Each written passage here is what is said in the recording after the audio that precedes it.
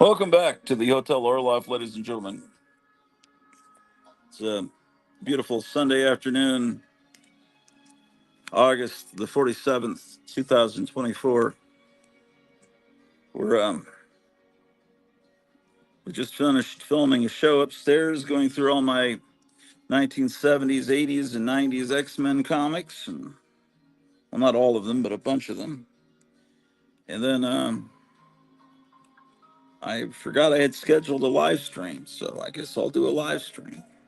Meanwhile, while this show is airing, my show will pop up and I'll be competing against myself for viewers.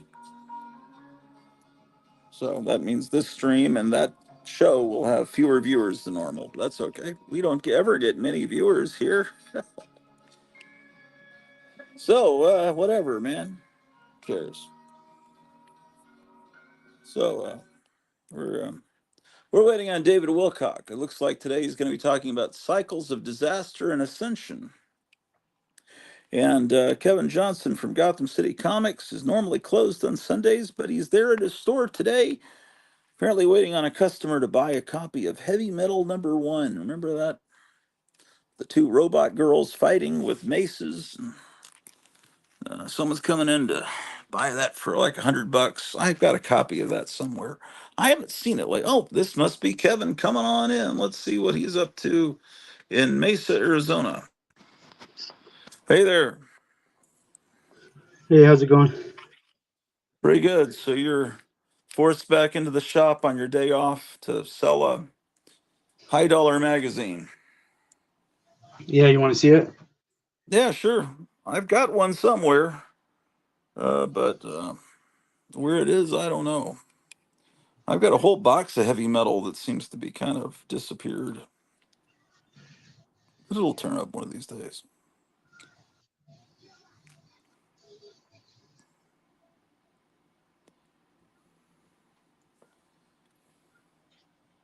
Here, let's look at it. And do you want to guess the condition of it?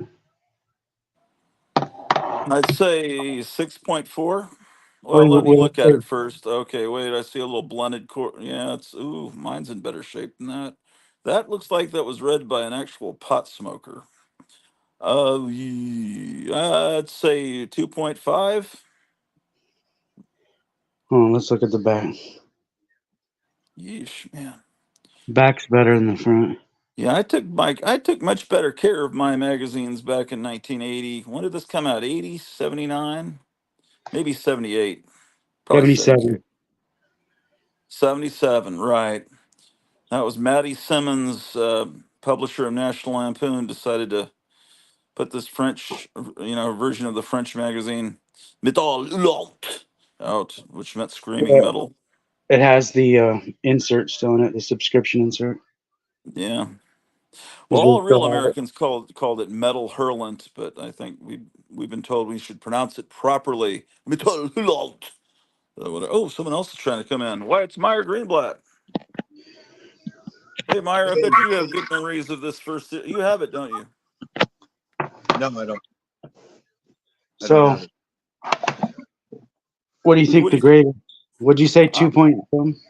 yeah, maybe 3. Ooh, yeah, really? Okay, I would have graded it lower. Nice. That's kind of below my standards for something from 1977. That looks like that was actually owned by an actual, you know, not a comic collector, but okay, cool. Somewhere I've got a better quality copy of it than that. At least I hope I do. This magazine right here, what was What would you say this one was? Well, it's clearly better shape. Tales of the Zombie. I'd say maybe. Well, let me see the spine. Is there any?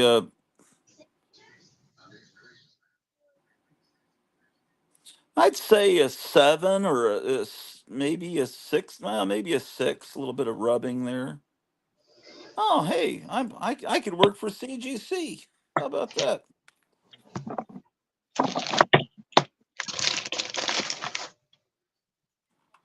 Yeah, there's no excuse to treat a magazine as badly as whatever pothead owned that issue of Heavy Metal. It's really hard to find this book in better condition. I think Really? all the ones I saw were like 3.3s, 3.5s. Yeah, well, mine, if it still exists, is in better shape. I think, yeah, like you said, potheads. They would loan them to their friends, take them Yeah, home, and read 'em. it was.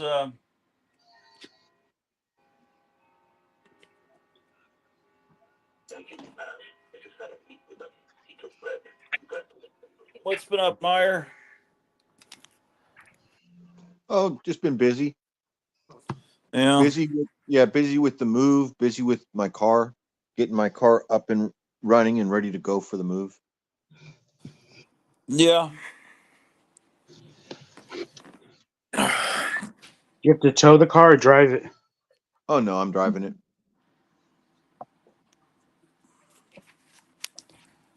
How long a drive is that between the two places? 2.5 hours.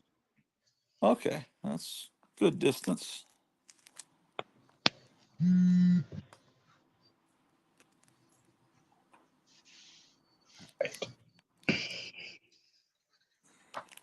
I You think want I'm to gonna dig through grab some of these unexplored boxes while we're waiting for your customer to come by?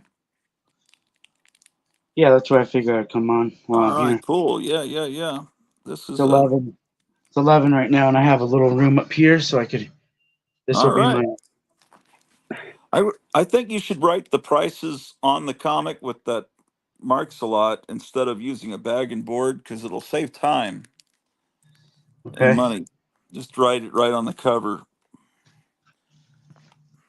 You imagine a comic store actually did that today? That'd be hilarious.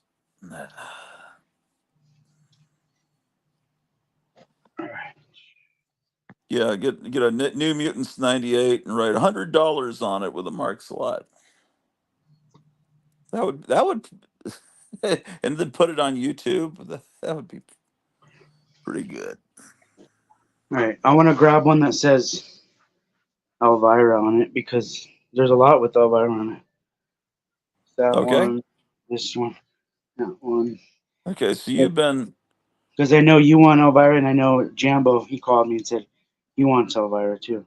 so you've been stockpiling Elvira comics for the upcoming apocalypse.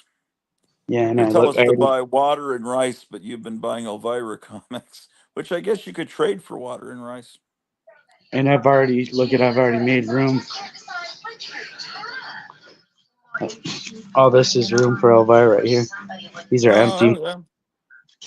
so I could Okay, pull out that. cool. So are these going to be these recent Elvira comics or the ones from that came out in the 80s? Hang on, we got a call. Hold on. Oh, the heck is that?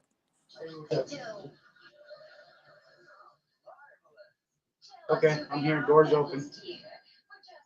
All right, bye.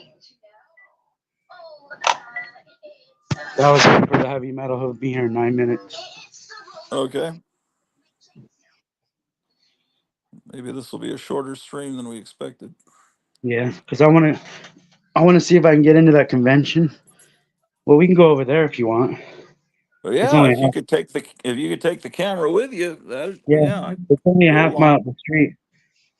Oh, cool. So we may get to go into a horror convention, ladies and Uh, gentlemen. But I have a pass. I don't know. It was for only yesterday. If it works for today.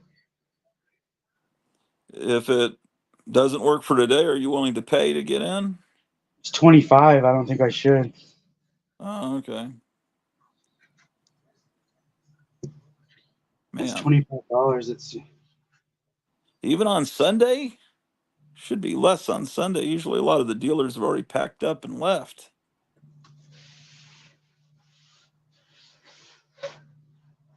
Oh, well. Well, I guess we'll find out. all right. I don't know what's in this box. Might be good, might be bad. I just Your took the friend easy. Tom always said, if you just walk in confidently, they don't even ask this, they don't even stop you. They just figure you're someone Yeah, important. especially if I had a box. If I had a box in my hand, it would work easy. I could carry an empty cardboard box and they'd let me right in. Yeah, I am one of us says, hi, did I hear horror convention? Sounds good to me. Well, don't get your hopes up, but hopefully we'll get in. I call it a slasher convention. Yeah. This Yes. is look at this. Looks like '90s art, huh? Uh-huh. Yeah, it's not pleasant. That's not my style. I don't like that. This is one of the kids that trained under Rob Liefeld. Like he lived with Rob Liefeld. Oh, okay. Well, He used to be local here, and he made this comic and brought it to my store and put my logo on it. Oh, well, cool. I don't I don't want to insult someone that's a friend of the store. It actually looks wonderful. Yeah, he has other styles. He could draw other stuff. Oh, He I'm could What's sure he draw. does. Okay, so he's what's the copying name of this Liefeld's one? style. It's just the look I don't like. But man, you tricked me into insulting one of someone that might actually watch the show. Oh, David Wilcock just went live. I better start recording. He likes to act wacky when he goes on. I never heard him do that at the beginning like that. Yeah, it's his new shtick. Okay, here's Elvira right off the bat. Yeah. All right, I'm gonna pull. Should I pull 2 sets or 3 sets? Are you? Oh, You're gonna actually make a set. I'm gonna start pulling photo covers because I thought you wanted them, and I know Jambo wants them. Okay. Yeah. I guess I'll get a set. I was. I might. Sometimes I just like. Okay. All right. I guess that's okay. Sometimes the cover, a photo might not be. I wouldn't necessarily want everything, but if you can get it a package deal, I guess that's okay. Yeah, the art's not really professional looking to me. I mean, it's okay. Oh my gosh, these are horrible. These are kids. This was a box for kids comics. Yeah, yeah. These ones that say adventures on them. These are for kids. Oh, okay. Okay. Yeah, Pepto Bismol colored background. So we Very found some beige. kids comics. A lot of I think beige. little kids are the only ones that still like Star Wars. Yeah, that's a shame, man. Well, they don't know any better. That's all they know. Well, they like it because like a dad or a granddad has shown it to them, and I wonder if any kid gets into it on their own. I kind of doubt it. There's kids that like the new stuff better than the old stuff because that's what they're growing up on. Yeah, that's dangerous. That's what Robert Kennedy's talking about. That's what the food and the things that go in arms do to little children. They Yeah, kids will warp their probably minds. when they take the chemicals out of these chicken nuggets, the kids will probably not even like them. Well, maybe when they take the chemicals out, they'll just like the first three. Ooh, is that for sale? Or is this your own personal stuff? I don't know what this is. There's a lot of them, so maybe I don't know.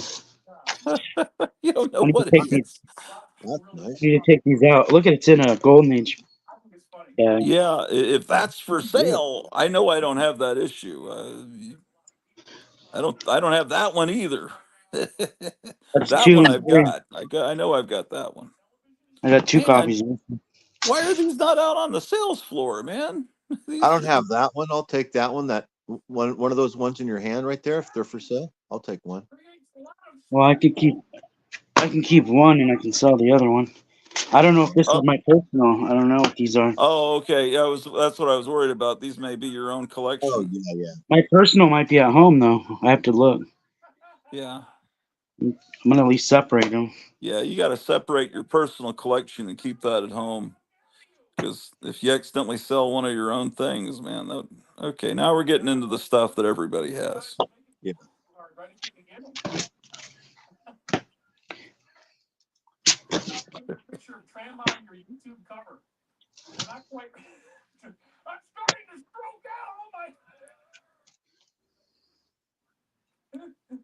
Never seen that. I haven't either. That's actually kind of neat, I When is guess. that from? Is that the '90s? When is that? 2014. Oh, okay. That's new. Only 10 years old.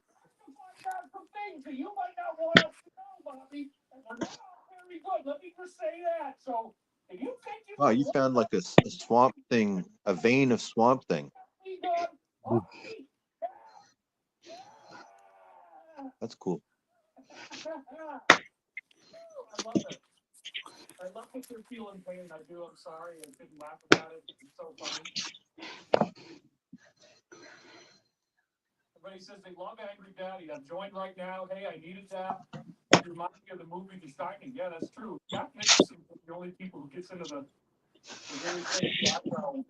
Oh, this. I have the original art for this. Really? Yeah, that's a friend of the store drew this. Yeah, okay.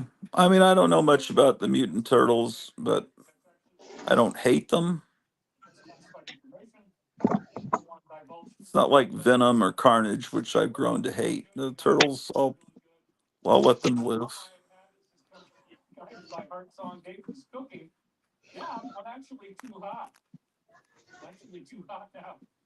It's just not part of my generation, you know. I can't relate to them. Okay, I found some turtles. I need to take these out. These will sell. Oh man, That's you a don't lot of want the people same to know color. you have that many copies, though, of that same You know, issue. Like we were talking last night, you don't want people to think you've got a lot because then they'll think they're worthless.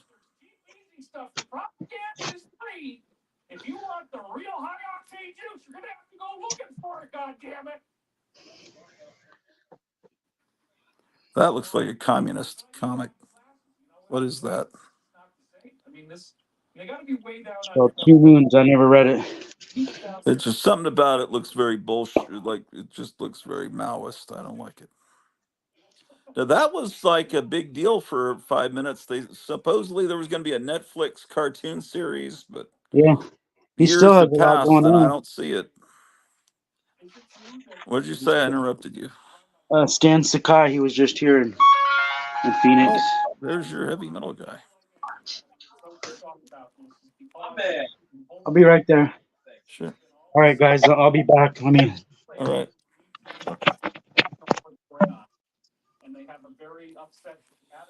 All right.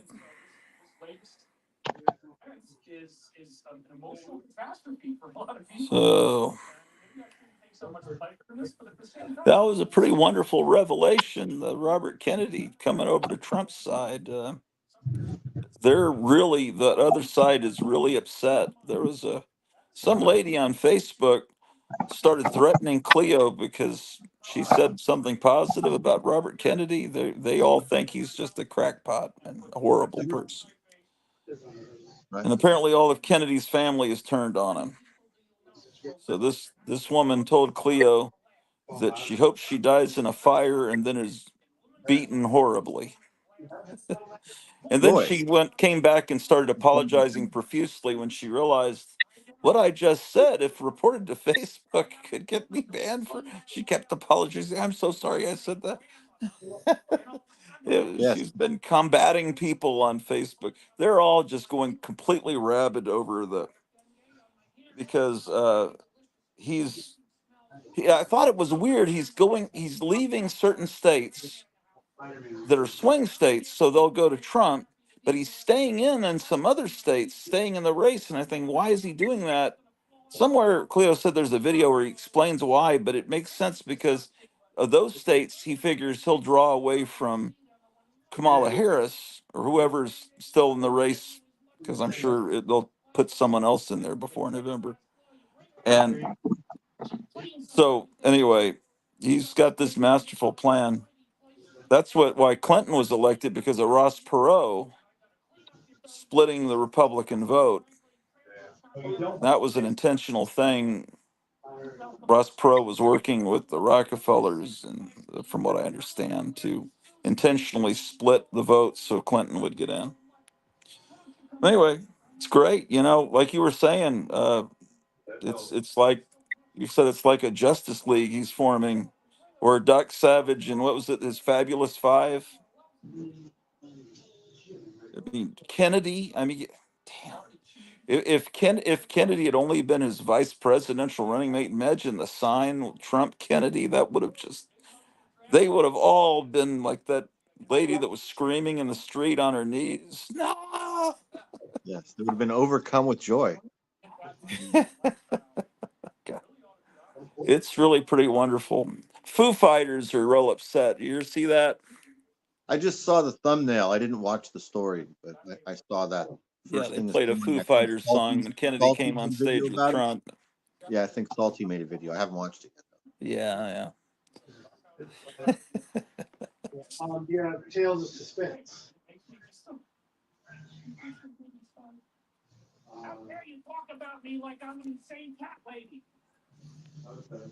Oh, people are talking here.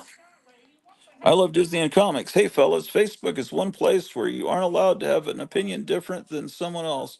It means mean and hateful comments to have different opinions there. Yeah. Yes, indeed. Although, what's his face that supposedly invented Facebook? What's his Zuckerberg? He came out completely kissing Trump's rear end, terrified. Recently said, "Oh, that was the coolest thing I've ever seen. How cool and strong and brave you were, Mr. Trump." Because he knows he doesn't want to be in trouble with Trump once he gets elected. Because he helped throw. Um, Need to be careful what I said. He helped with the uh, 2020 election. Mhm. Oh well.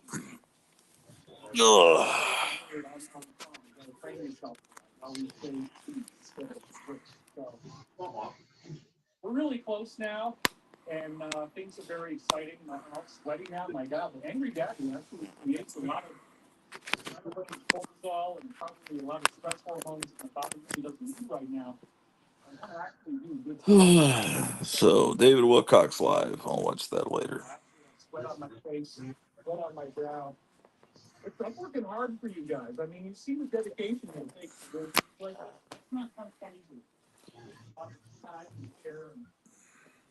I wonder who the people are that watch. Usually there's about 11, 12 people that watch, and I wonder who they are. Never can, because there's usually about 11 or 12 people and then a couple of people that actually comment. Just wonder who the people are. That it's probably about the same people every time, I would think.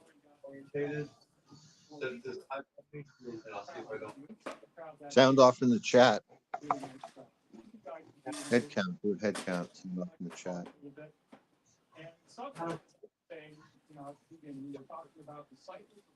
I was giving the dog lunch. What did you say? I said for them to sound off in the chat so we can see Yeah, who else. yeah. Like let's do like the beginning of the Mickey Mouse Club where Yeah, that's I'm Cubby, I'm Annette. Everyone should introduce themselves. Jimmy Dodd. Was that his name? Who was that? Who was the old guy that was that Roy? That was like one of the old Disney animators, I think. He was like this chubby guy in his 50s that was one of the Musketeers. Yeah, I think his name was Roy. And then there was a then there was a younger guy that was Yeah, I think probably that was about 30. Jimmy Dodd. I think that was Jimmy Dodd was that Oh, younger. okay, yeah. When they syndicated that show about 1974, and it was on in the afternoon, and the show wasn't even 20 years old then, but it seemed like it came from the Civil War. It seemed like it's so different than what the world of the 1970s, but not in a bad way. I mean, I much prefer that I world really than liked it. the I kids was from watching it Zoom. every What a day. horrible That's show what really Zoom got was. me. It would have been, I mean, it was syndicated, so what, like probably 74, 75, 76 or something. That's when I was watching it every day after school. Yeah, and I was stationed in it was all Sacramento. intact. The cartoons were in black and white Hmm. because that's the way they'd been aired. Yeah, it was all They in could black have and gone in white. and inserted color version of them in with the black and white show, but they didn't. And that was No, really my first exposure to the theatrical Disney cartoons that weren't the feature films like Snow White that played in theaters. But that's where you'd see the Chip and Dale and Donald Duck cartoons that played in theaters, and they weren't funny. I had grown up with Bugs Bunny and Daffy Duck, and then I see these Disney cartoons. The animation was beautiful, but it's like these cartoons aren't funny. Uh, and that's then they had uh, during fifth grade they in the school cafeteria after school they ran a bunch of Donald Duck cartoons as a school fundraiser in color, 16 millimeter. And I remember thinking these look great, but they're not funny at all. And that's when I realized that the early Mickey Mouse black and white cartoons are funny, but they were too bland for me. So he brought his friend and he was looking for some stuff, and it was stuff I don't have. I heard Tales of Suspense. It must have He was been looking, yeah, he was looking for Tales of Suspense. He was looking for Marvel Team Up. He was okay. looking for The Shadow, Spirit, Hmm. The Shadow DC, you think? Shadow Comics. Yeah, he didn't want. I have Dynamite. I don't have the old Oh ones. man, you should have shown him Justice Incorporated. That's kind of along the No, same this lines guy as the is show. super. He's super particular. Like he's only missing a few issues from all these runs. Oh, okay. What were the age range of these guys? They're your age. Okay, old. I, This I love case, Disney and comics says I'm here. I watch as regularly as I can. I'm Steve, Mickey Mouse. I hated Zoom.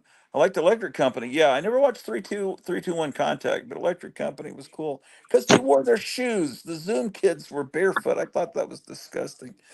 I love Disney and comics says, ooh, it sounds like he likes the supernatural books. Yeah, liking Tales of Suspense, that was a good sign.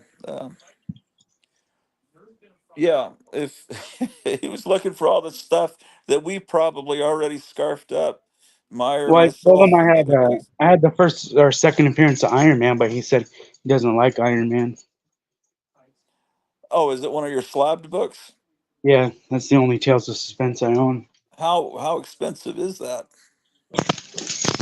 I bought it because it was the only I couldn't afford a first appearance. Oh yeah, well that's the way to do it. Is it is it viewable? Yeah, and I had the second appearance of Black Cat, but I sold it. Oh, I wouldn't even know what that looks like. Uh, Doesn't look that cool. I think it's just like Iron. You know, the first Iron Man looks cool, but the second one not as cool. okay. Oh, this is where you have your yeah. Let's see the cool CGC ones. So there's the second. Oh yeah, that is a cool issue. I've always admired that issue. yeah, it's neat. What's the grade? Let's grade it. Oh, okay. Let me see. Okay. I would say this is about the way that heavy metal was. And that was what was the heavy metal 2.0? No, 4.5? that was a I'm four gonna or five. I'd I'm say gonna this is say a 4 then. yeah. I was gonna say 3.5. I'll say Three 3.5. five, 3.5. The 3.0. Oh, it's perfectly acceptable to me. It looks like the staples are okay, and Yeah, there's wear in the spine. There's marble chipping. yeah, yeah. What is that selling for? Who knows? You're the store owner. You just haven't priced it lately. Oh, I didn't tell him I had this one, but it's Iron Man. He liked to tell the suspense with somebody else in it. Oh, that's cool too. What's the grade on that one? Oh yeah, let's look. That's a fun game. It's almost as fun, but this is what the normal people on YouTube do. It's that's better. I'd say that's a 5. This has Just no chipping. Hold on, let's keep looking because yeah, yeah. But let's see the there's back. no, there's really no even spine ticks on it. Yeah, that looks That's probably what that pretty good. What do you think, There's no, Meyer? there's no marble chipping at all, even on the top. Well, if you say 5, I'll say 5.5. We can't Yeah. have All the right, same guess, 8.0. right? Oh shit. Wow, 8.0. That's well. That yeah, it's pretty good. I was Yeah, this is just I kind of like The Price undergraded is it. Right. We could make this. It's like a comics version of The Price is Right, right? Yeah, yeah. I what I was doing for a while is guessing the Look, and year see, and the Steve says months. 6.0. We could do Yeah, this. Yeah. yeah. He's a pretty. I love Disney and comics. Is a pretty professional guy. He's got a much better collection than me, so he probably knows. He's closer to the actual.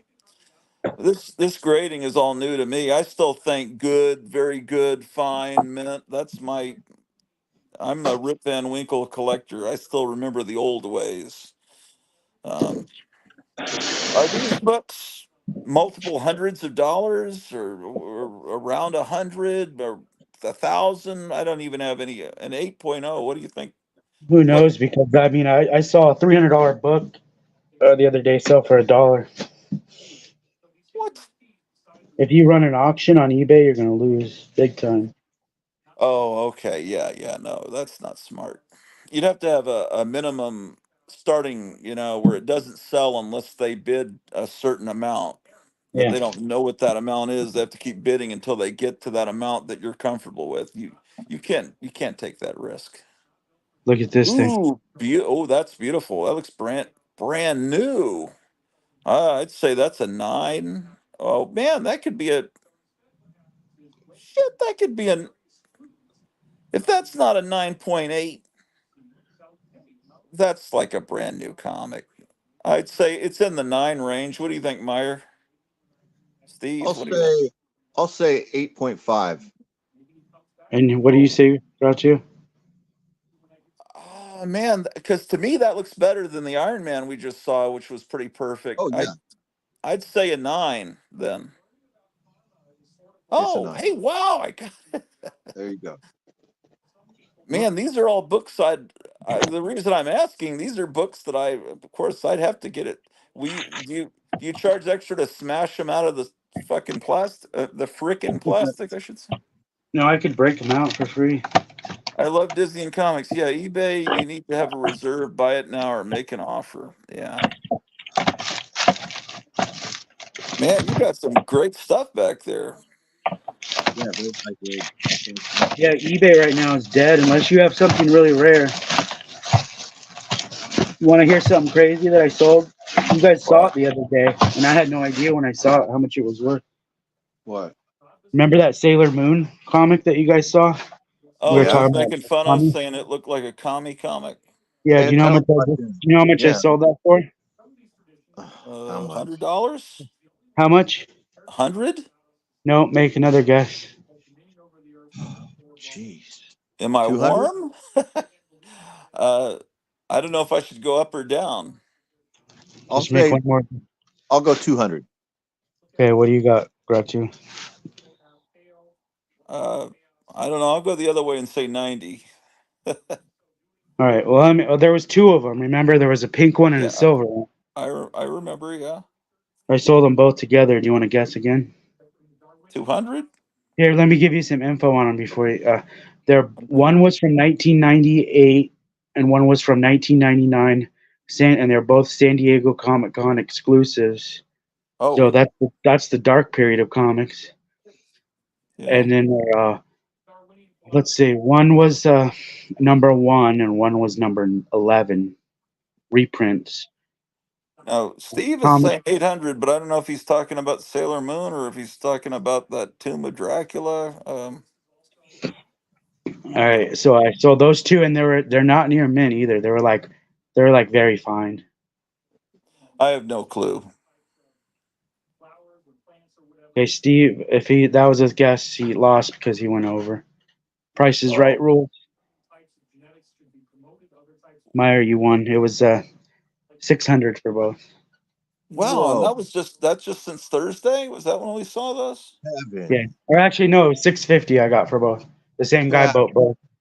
Oh Was my it was gosh. it That's someone fantastic. was it someone that came into the store or was it through mail order? On eBay. So there is stuff selling on eBay. You just have to have stuff that I guess that's rare that people are looking for. Start When looking when for old anime stuff, bro.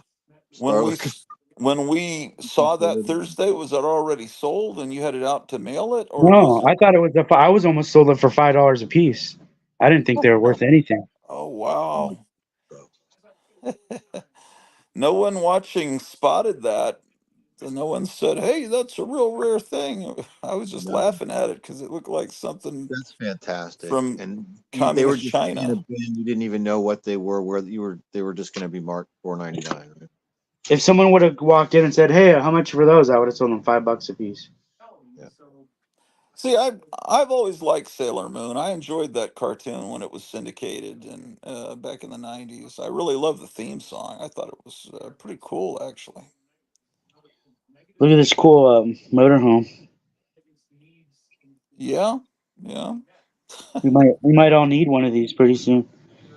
yeah. That'd be a cool place to live, actually. Look at this. It looks a lot like where I'm moving, like a lot. It just looks like it looks just like it, really. Wow.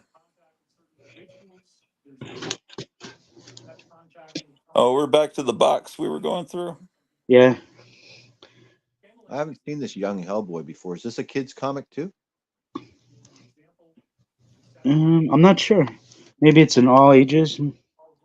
Yeah, I haven't seen this Well, before. I like Hellboy I has like never Hellboy. been a really adult comic, has it? Or am I wrong? It has like satanic demons and stuff in it. It's pretty Well, I graphically. know that, but I mean, it's never been a comic with extreme gore and the F No, word, or am I wrong? no, you're correct. My kids both read it when it was new. Yeah. So I to was me, buying it at the comic shop. Hellboy isn't that objectionable as a comic. I have a collection of them. I like them. That's a Oh, nice I, cover. I can't show you the next book. That's a nice cover. What's that? I don't know what this is. It's hold on. Let's grab this bag. Show the other one. It's not even a comic. It's like a little pamphlet. Was it a Tijuana Bible? Oh, it is a comic, but it's like some kind of sweepstakes in here. Oh, first prize, a grand prize. Did that come with a toy, maybe? Oh, they were giving away 17,109 Great He-Man or She-Ra. What's that say? Prizes. So maybe this was a little giveaway comic at a department store, maybe. Yeah, I wonder if this is reprinted in that hardback that we have. You know, the comic insert hardback. Yeah, it should be. It's this thing's beat up like it was I didn't realize it was that beat up. a Yeah, Yeah, giveaway. that Oh, was it looks owned by better. a real kid. that's cool though. I like that.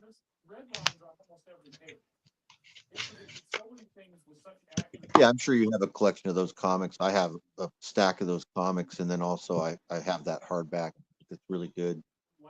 All those hardbacks from that series, the art of I saw them on your shelf a while ago. I have them too. Interesting cover. Who is that? Is that Tony Stark? That's Punisher. This is the one where he gets his face swapped. Huh. I've never seen it. I didn't know he had his face swapped. Yeah, you want to see it? He has it swapped with an African American.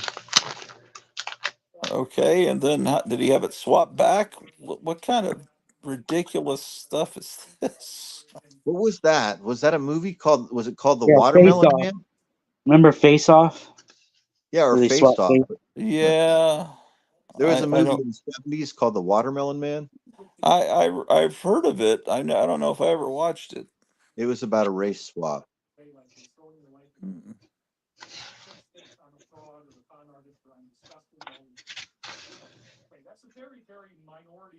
Also, I think didn't what isn't there a book called The Invisible Man that's not the Invisible Man that we know that's also about that? Kind of a famous book. I think so. Okay, here he is all bandaged up. Then he looks in the mirror. Yeah. But it's not just his face; his neck is swapped too. It's like Quantum Leap. Oh, and his hands too. So it's a skin swap. Okay. Hmm. Well, He didn't want anyone to recognize it. But his eyes are blue. That's pretty recognizable. is this the 1990s that they did this? 91? Is that right? Okay, that figures. Or does it say 92? 92. January 92. Oh, I never knew that January. happened. I think it's pretty interesting. What you have I mean, what happens after that? How long does he stay black? I don't know. I forget. That's interesting. I didn't know that happened. I didn't either.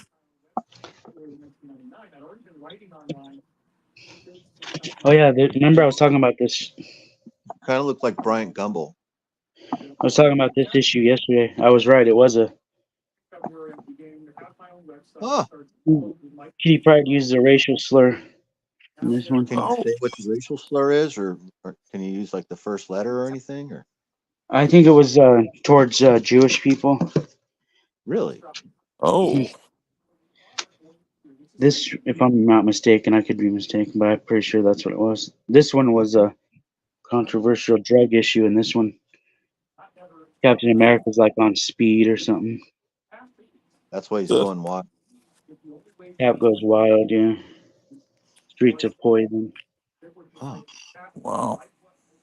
I don't have that. I randomly watched an old Match Game episode a couple nights ago. You know, it just came up. You know, playing on autoplay, and it was a it was a banned episode that isn't in rotation. That you can only watch it on YouTube, apparently. And in this episode, multiple well, really, it's just Dick Gautier, the guy that played Robin Hood in When Things Were Rotten. Remember? And it Yeah, was season 3. Him and his wife are the first two people on the top of the the top of the panel, and there's no Brett Summers and no Charles Nelson Riley, but Richard Dawson was there. Instead of Charles Nelson Riley, it was Jack Carter. So the question was an odd question, something like Dumb Doris found out that her husband was and the guy, the contestant said swinger, right?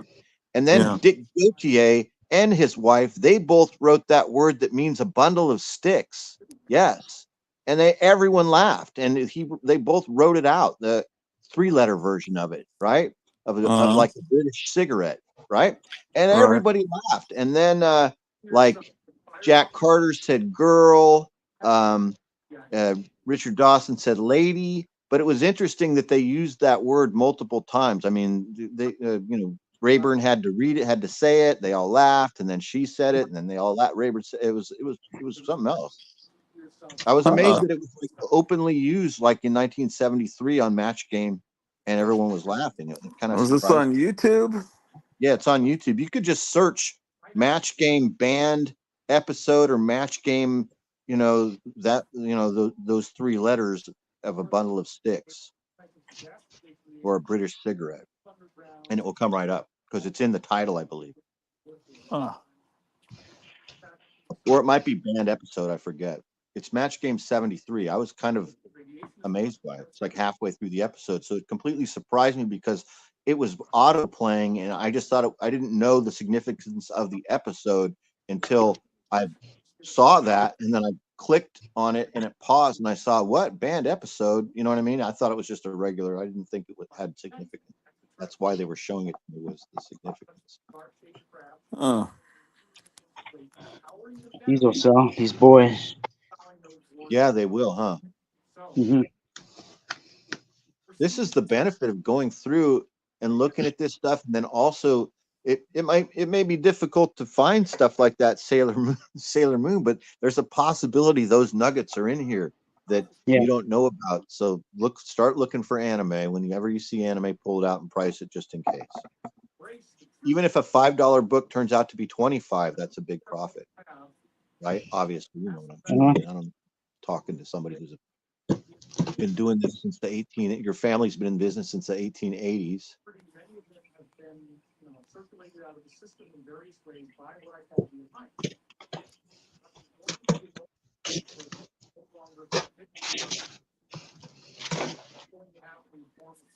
Oh, okay. I'll go with this one.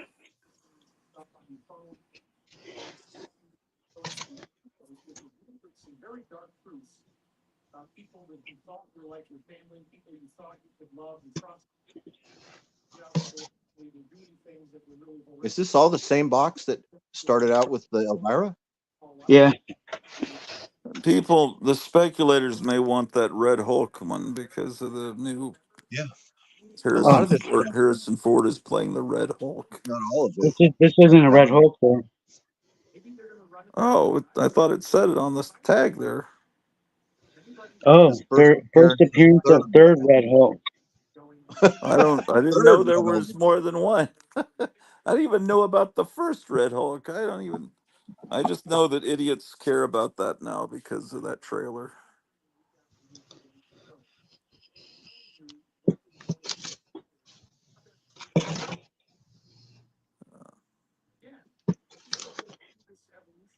How many Hulk titles are there currently, Kevin? Like, is there like not just the Incredible Hulk, but the Immortal Hulk or the Son of Hulk? Are there other titles going on? This one ended, and now there's just one. Oh, There okay. was one in between this one and the one that's happening now, and that one was like really bad. Is there any title that continues the original numbering? No, Oh, that's a this bummer. is a cool issue though. Like they've you can chop him up and he comes back together. Yeah, I never knew about that till this morning. I heard Howler I never Mouse heard of it talking about until right that. now. I like the cover though. I never heard Yeah, of that. I didn't know that happened. yeah. Howler Mouse was talking about how he's built up almost the entire run of this comic from dollar bins instead of paying the high prices. Yeah, Except because for I nobody think cares. It was Oh, hot that's for a minute, and people are paying like crazy prices like this. he said he paid like $7 for a couple that he couldn't find, but most of them he's bought for $1. Yeah, nobody talks about it anymore. This book, it was a good run. Steve says that is the Absorbing Man as Red Hulk. okay. Absorbing Man was one of my favorite B or C class villains. Yeah, I like him too. Crusher Creel, is that his name? Yeah.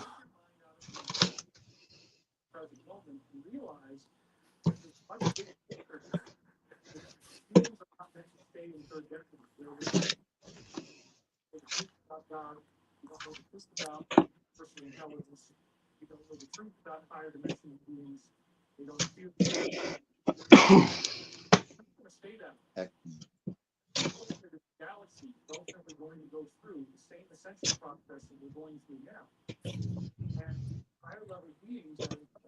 I started reading Batman Hush recently. I hadn't read it before with Jim Lee and Jeff Loeb. I'm enjoying it. I like it. Yeah, I'm just realizing that Jim Lee is a pretty good artist. I was looking at some X-Men earlier and realizing, oh, this at this point the art does get better than this crappy '90s art. It's this guy Jim Lee. I know of him, and I'm just now discovering artists from 30 years ago because I never really cared during that time period. I was horrified by the state of the comic book Baby industry. Darkseid. What was that? The first appearance of Baby Darkseid. Baby Dark. Oh, okay, whatever.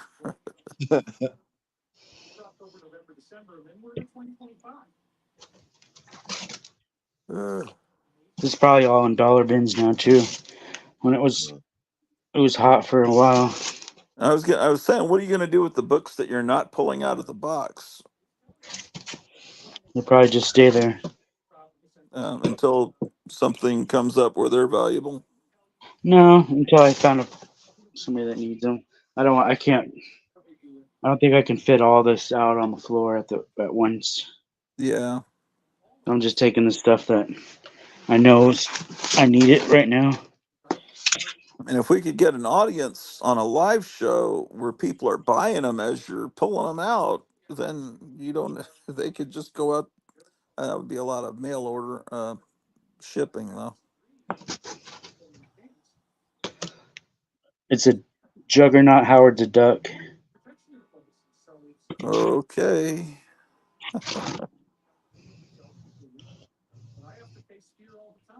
Punisher Thanos. What? Wow. I'm so glad I don't buy comics anymore. It's Punisher Thanos right there. Look. Oh my gosh, they're really desperate, aren't they? They just can't think of anything new.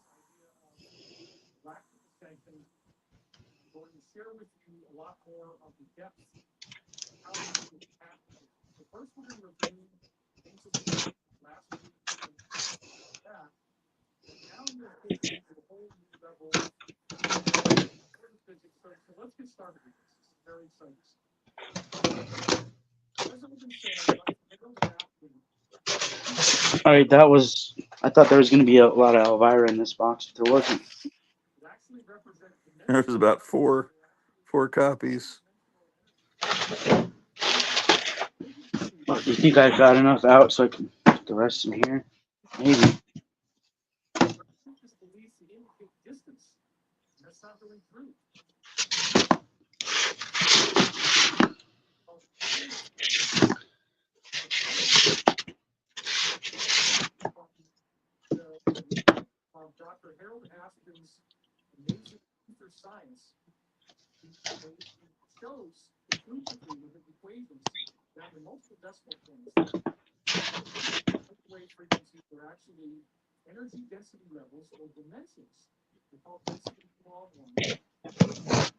So the best thing was Swamp Thing. Oh yeah.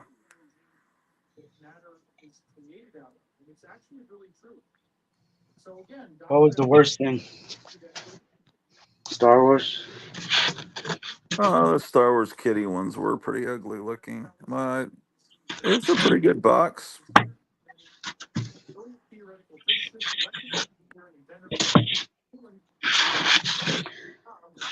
Oh, I can take this out.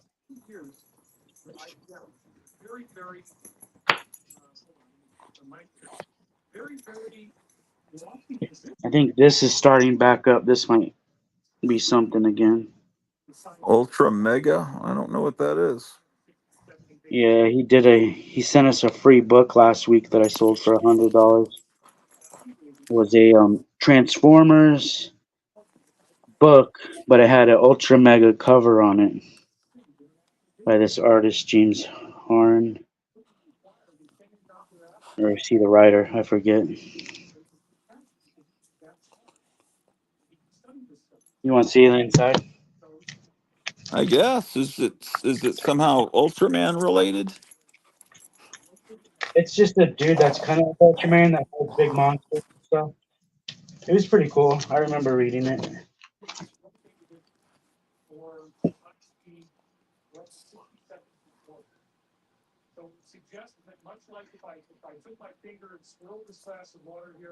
You want me to spoil how it ends real quick? I guess so.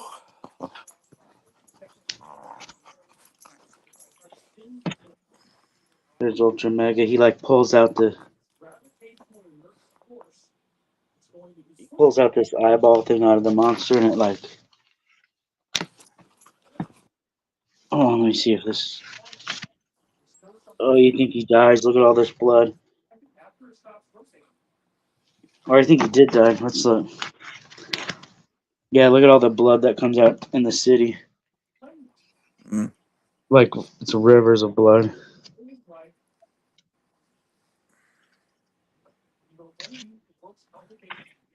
I'll have to read it again. I forget how it ended.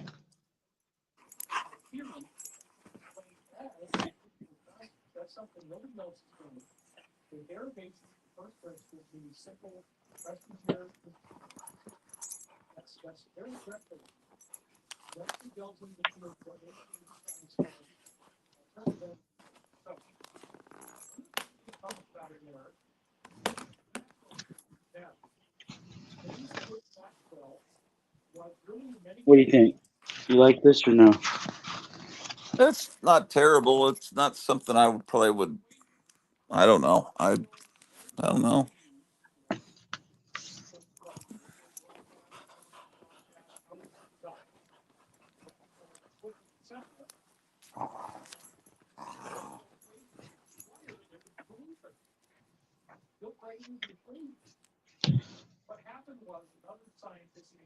It's all right, and it's coming back out. Like it's taken him maybe 4 years for 4 issues.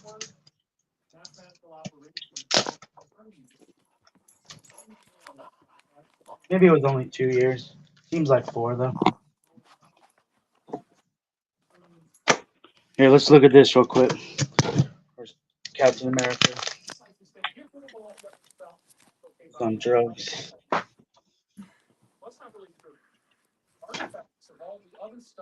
I love Disney and comics because it looks interesting. I like the look of the monsters in it. Yeah, that's what makes it cool is the monsters.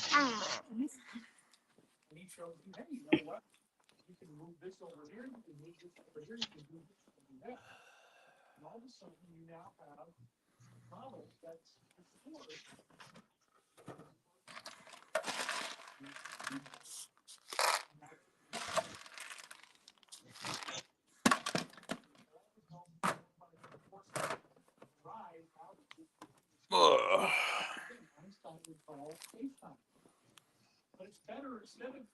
Yeah, it's pretty messed up to have Captain America actually on some real world drug that exists in the real world. That's not that's not good.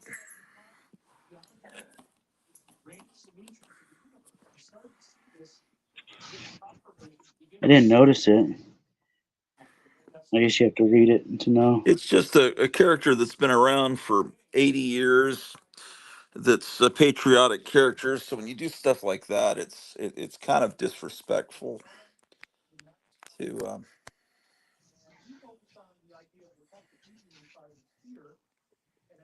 I don't know. Maybe he was poisoned. Yeah, I've been Yeah, looking. I yeah. haven't seen anything yet. Maybe it's coming up. I mean, he looks mad through this whole book. Maybe it happened last issue.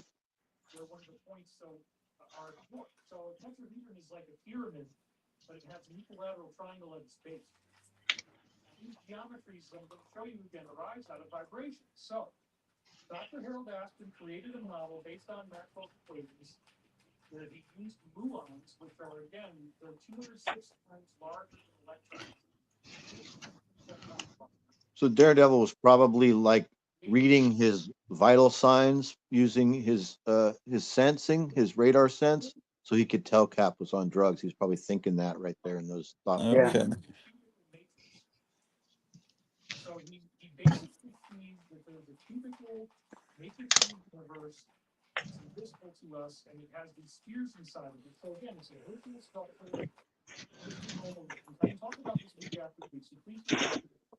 Oh, this will probably sell right now.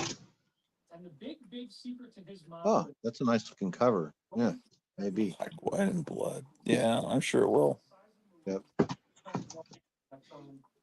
I think I saw 2 of them in here.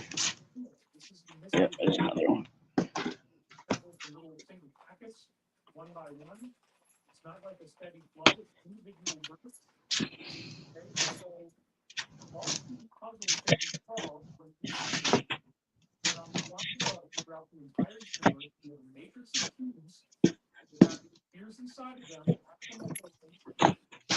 Paranoid Android says, "Do you guys like the books? My favorite things are Monsters by Emil Ferris."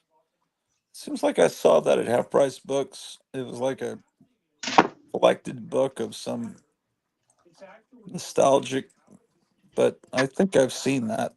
I don't own it. I haven't read it. I haven't read it. Book two is out.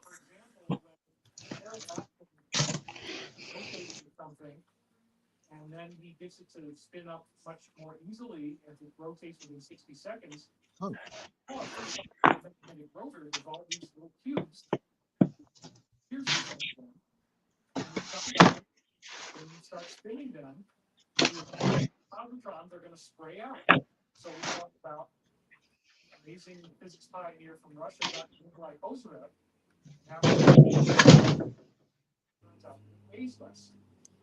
Amsh is here. He says, "Hey dudes, any of y'all got any of the famous cartoon series by Dennis Kitchen? Just got the Rich Corbin and Robert Crumb buttons. Should have gotten the Will Elder button, but finances are tight. I don't think so. I don't think I have any of those buttons. I don't think so." I remember seeing the ads for them though.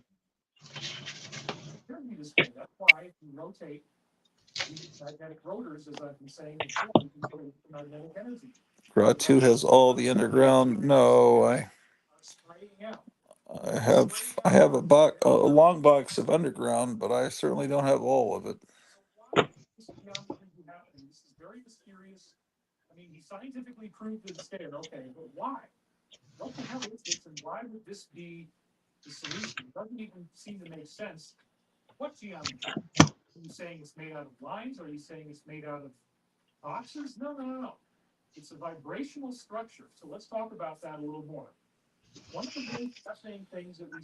I love Disney and comics. Says Gratu, I meant to mention I liked your videos yesterday, especially the car show one.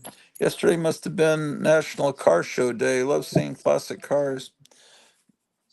Were there car shows in other places too? Yeah, I they have watched the that videos fest. too.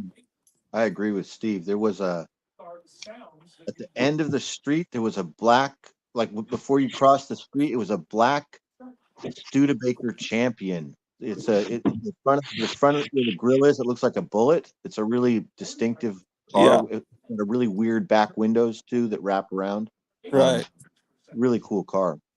There were Was a the bunch of back cool cars. modified on that car? That's not the way it was made, was it? No, it was all customized and chopped, and there were no door handles. I think there were a bunch of things missing off of it. Like it Oh, was okay. all, yeah. I think it was meant to look a little different. I think it was customized. Paranoid Android. I think I have Zap number one, but I don't think it's a first printing. I think I have all the Zaps. The other cool car was that purple panel wagon that you should the truck that was really cool. The van that was There's really some cool. other car footage on another video I put up yesterday where the historian's talking in the library. If you Yeah, sit I didn't through, watch that yet. well, if you go through his hour lecture, then I walk out of the library onto the street, and then there's cars that weren't there earlier before that had gotten there, and you see cars that weren't there before, and then you start seeing the cars as they're leaving, and Hmm. they have to be very dramatic when they leave and make sure their engine is revved up, and they peel out. Some of them very loudly because. Um, and then Paranoid Android says, Imsh. Imsh says, Gratu kind of looks like Big Daddy Ed Roth, though. I guess I need to lose weight, huh? He must have a hot rod. No, I actually don't. I wish I did. Probably a Chop 49 Merc. No, trust me, I don't. I wish I did. Paranoid Android, there's a Zap 1 CGC 9.4 on sale for 8,000. Well, I don't have a first printing, and 9.4s of comics that were owned by hippies are probably very Few and far between. Emp says, nope, maybe someday. I love Disney and comics. Yeah, I saw about 30 classic cars in a parade over by my house. Headed to a parking lot where they had a show. Cool. You should always film shows like that. Because if somehow they get Kamala Harris in, there won't be any car shows anymore. Trust me. That will be a forgotten memory. Their new thing, they're so desperate. They're promising people. They say, I heard Schumer say, well, one thing we've got for the younger generation is if you can afford a monthly payment for a house, we'll pay the down payment up to $25,000. And people were saying, where are you going to get $25,000 for everybody that wants to buy a house? Exactly. From Paranoid Android, Gratu, do you own any signed Big Daddy Roth stuff, posters or books, etc.? Yeah, I had him sign a issue of cartoons, and I've got a signed Ratfink like placard and a signed, where is that? Cloth, little cloth poster. But I don't know. I'm trying to figure out where that is right now. Yeah. Oh boy.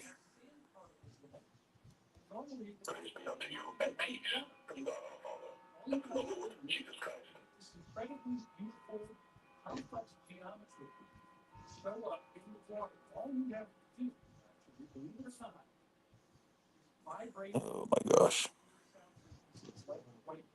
It's been a lot of Coast Guard activity the past couple days. A bunch this morning and just now, a bunch more. A lot of helicopters.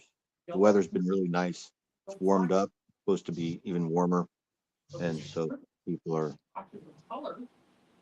having trouble in the water. Oh, okay. So it's a normal thing. It's not like an invasion's coming or something. No, it means that somebody is drowning. Oh, that's not Yeah, good. we're having trouble out there. It means that somebody's stuck or you know Yeah. perhaps can't get back in, drowning, caught in the undertow. Yeah, I went to a car show once and Yep, met Big right. Daddy Roth and had him sign a few things. He's one of the few people I've ever had sign stuff. Um, I normally don't, not someone that gets into line and has have people sign things. There was no line for him. I just went up and started talking to him. Um,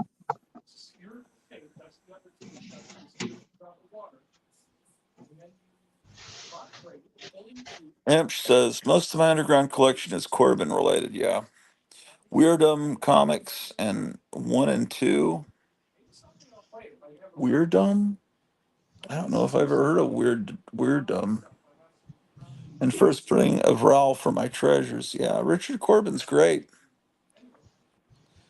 and yeah, he's always been one of my favorites. There's nobody quite like that. When I first discovered Richard Corbin when I was a kid, probably 11 or 12 years old, in the color sections of Vampirella or Creepy, because of the surrounding material inside of Warren's at that time, I always assumed that Richard Corbin was European. I thought that he was going to be British. I really did. I didn't learn that he was an American until, I don't know, 15 years ago, 20 years ago or something. I thought for the longest time that he was an Englishman. Yeah, I think he lived in Kansas City because there was a store like called Clint's or Cliff's Comics that was based out of Kansas City, and they opened up a location in Fort Worth, and they would always have interesting exclusive Richard Corbin things because their sister store was in Kansas City where he was. Like I got this VHS of a movie called The Dark Planet that he had made, and it had his paintings on the cover of the sleeve of the VHS. I just discovered that the other day. Um, all right, so it's like Kevin is on his way to see if he can get into a horror convention. Oh, okay. Yeah, It only takes me a few minutes to get there. Not even probably a minute to get there. Okay. Exit now.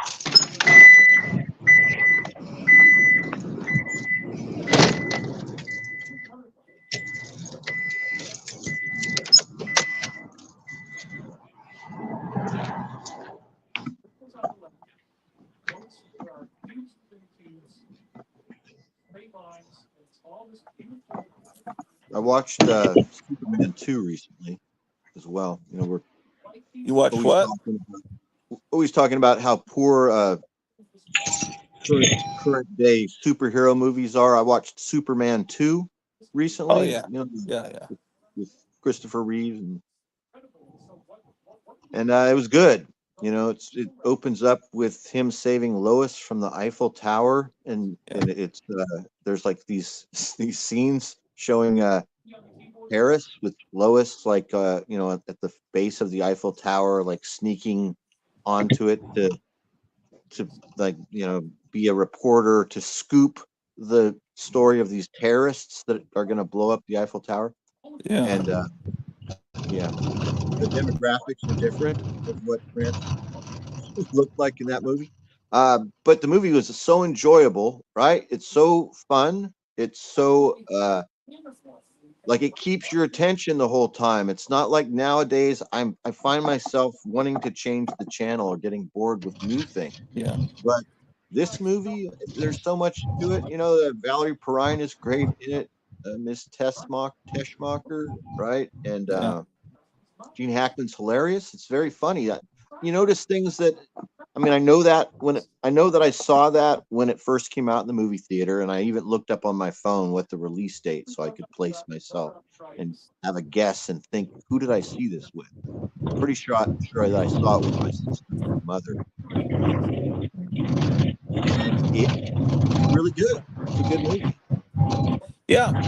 And there's So I don't know if we can recapture that feeling instead of everything being so dark and modern day, and everyone is in this neoprene or leather suits, and everybody's angry or something. And I don't know. This movie was really fun. It was like a comic book, like it was supposed to. I think that if anyone could do it, probably James Gunn could. Um, but there's a different cut of that movie. There's a Richard Donner cut of that that's on DVD. You ever seen that? If I saw it, it was a while ago. I don't remember when I don't even remember the last time I saw Superman 2, probably 20 years ago. So maybe I Yeah. haven't seen that cut. I don't know. That's I don't even know if I'm gonna find a parking spot. That was probably the third time I've watched Superman 2. I saw it in the theater, then I think I watched it on VHS with my kids when they were little, and then I don't think I've seen it since. So probably two or oh three times. yeah. Can you guys hear me? Yeah. Yeah, yeah. Yeah. There's not even any parking. People are parking across the street. Really? Well, This place never gets that many people.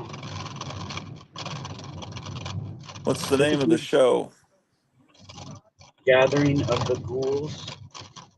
Oh, there's a okay. guy leaving. Let me try to get Oh, his spot. Oh, good. Cool. I was going to say, typically, this sort of a thing, the more crowded it is, the easier it is to just walk right in. yeah. Sounds like you have a flat tire. No, it's I have a dolly in the back that's rattling around back there. Oh, okay.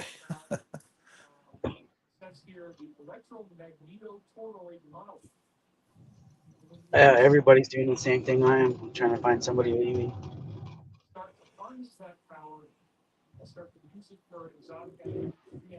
How's the weather, Kevin? Is it 100? It is 98. Ooh, Okay.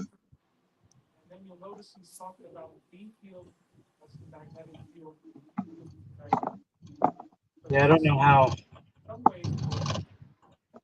I'm surprised that the Fire marshal has to shut it down.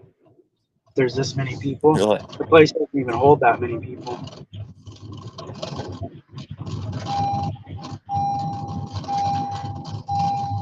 I know a little secret spot I can go.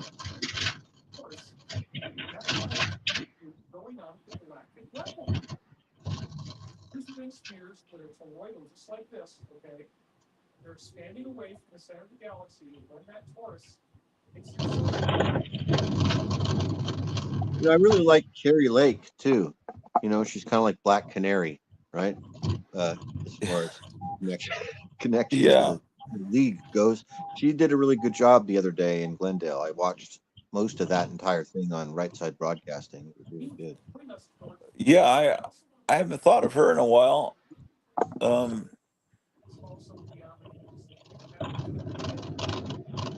And yeah, that that's press conference and speech and those guests that he had earlier in the day at the border, that was great too, where it was just I Trump and I recorded that, but I haven't watched it yet. There's I watched that happen live. It was very good. The timing just happened to be right, so I happened to catch that. It was yeah. good. He's got stuff almost every day now, sometimes two shows in one day on Right Side Broadcasting, and but I back to work, and I working I found a from secret like spot. 6:30 till almost 5 every day.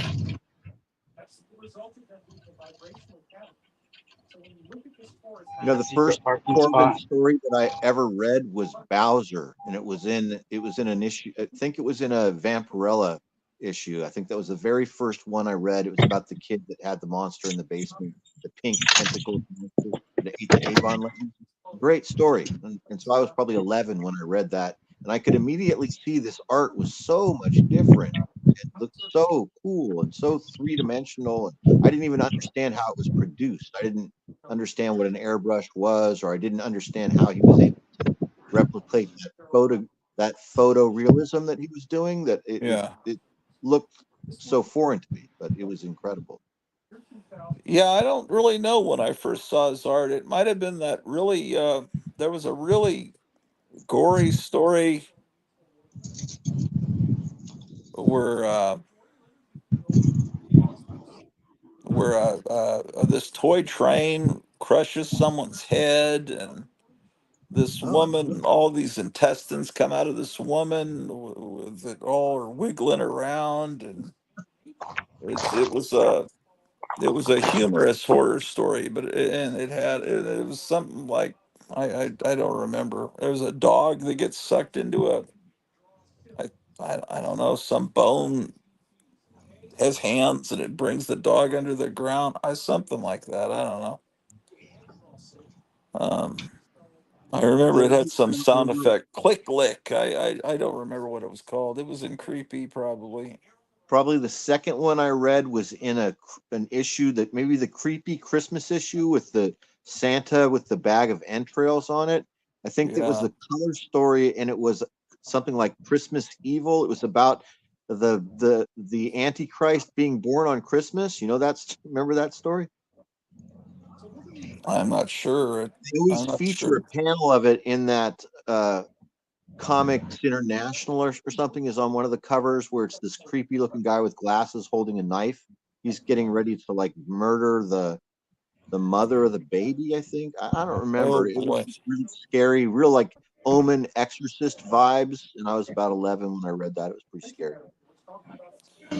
Yeah, this friend of mine, That's what Paranoid made the Android, says story the Guns N' Roses Appetite for Destruction album artwork got me into Robert Williams. I wish I'd found him earlier. A friend of mine that's passed away had this giant original Robert Williams painting hanging on his wall, and he had traded a catalog for it. Robert Williams said, "You're crazy."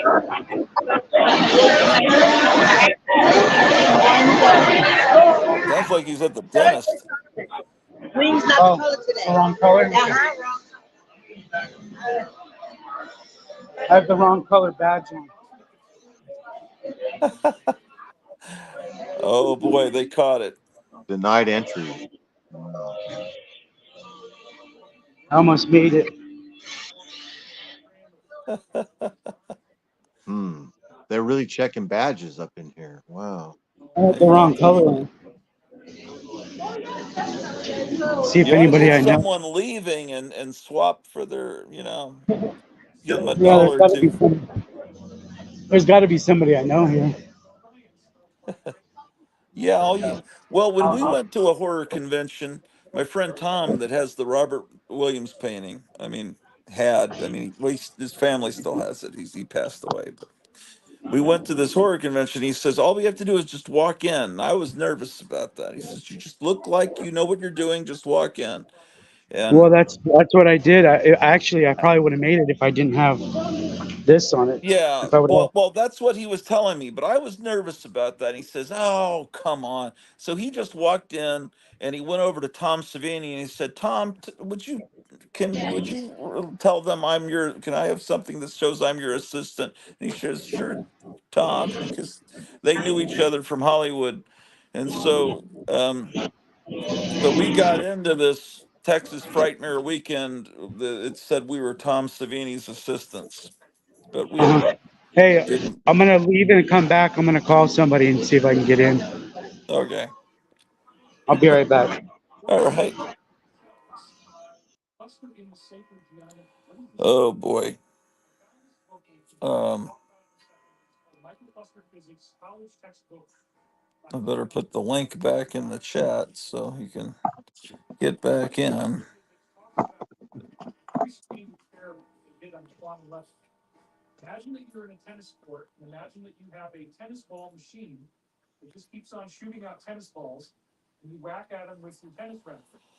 Yeah, I forgot that my friend had a big giant Robert Williams painting. I think it had a lady inside of a taco or something like that.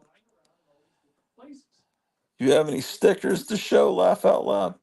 I don't know if we would qualify as sticker people. According to Sticky Goose, he came up with a pejorative. Is that the right word? Pejorative, a nickname for people that the older people on YouTube that I don't make stickers to promote myself, but um, yeah. So he's getting a lot of mileage out of that. Um, yeah, yeah, he's having combat with somebody that wants to keep taking him down.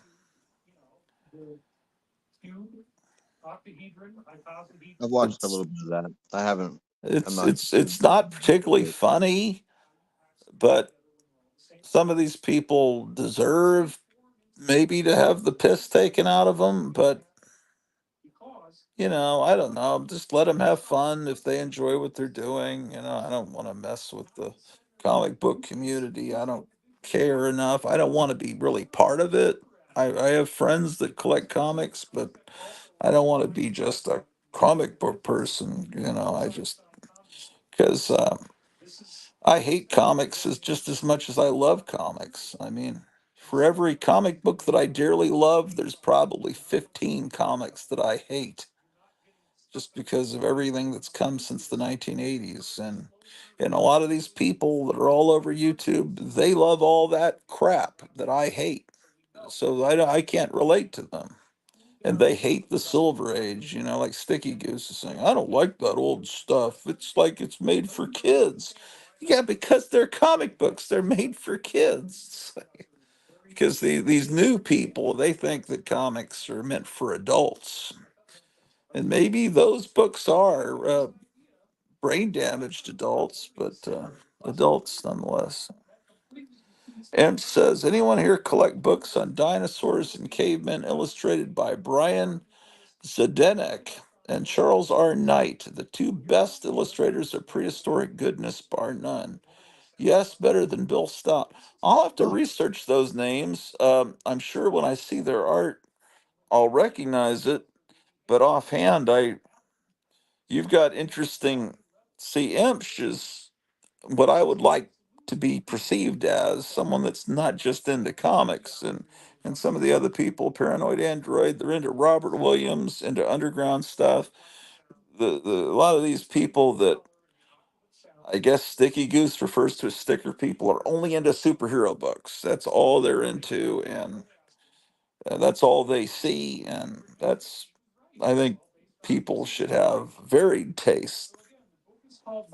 Like classic cars that, I don't have a classic car, but I'd love to have one. Um, I don't know that I would be responsible enough. I don't know enough. You kind of have to know a little bit to have an old car about how to take care of it. And I don't have that knowledge.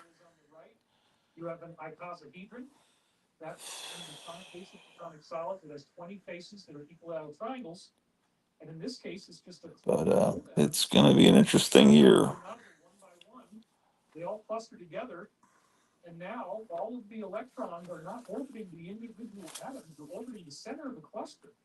I got this in the mail, this pledge of support letter. Um, Huh.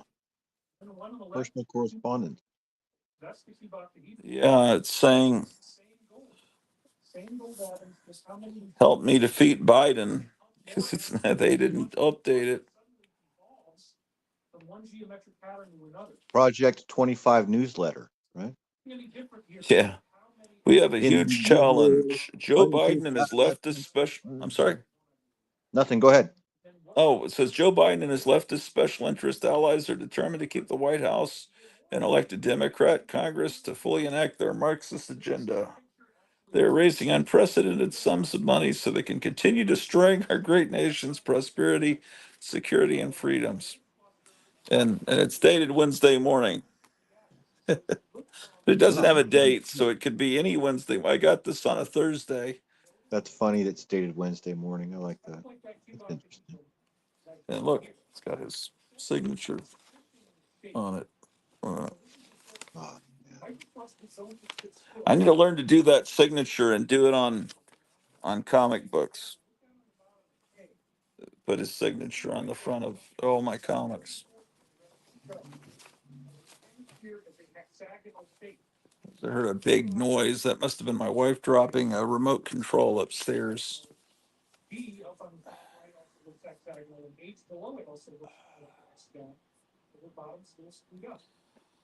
Oh,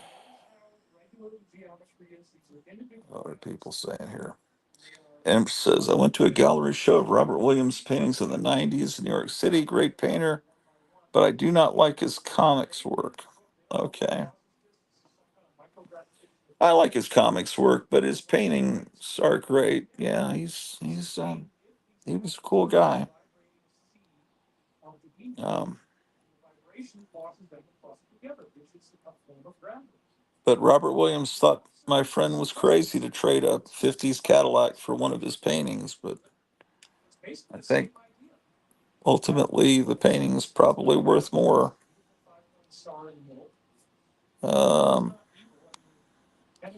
August Ascetic says, from 1960s run, I don't understand why the Green Lantern Corps consider Corona evil when all he did was just to find out the origin of the universe. Maybe it was something you're not supposed to know, huh? I don't know. I don't really remember that. Um, Isn't I is it have, 47? 47 is the origin of the universe. oh, is that, Just the is number that, 47. Think no. well, I don't, is that from, I don't know. I just know 47 has some kind of weird significance. I was told that.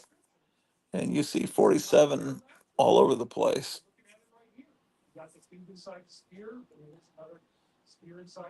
Oh, yeah, I don't know. I don't know if he's going to get into that convention or not. Just trying to network, see if you can make contact, Yeah. gain entry. It's the wrong color.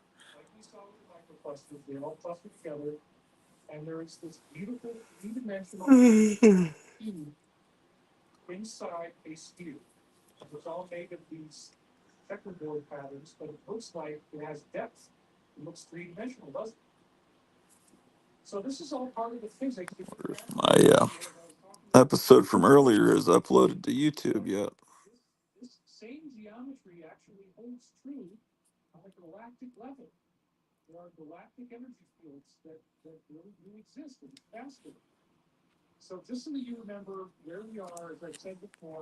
It's at 13%. I think that while I do this live stream, it keeps Yeah, my it other probably episode. slows it down.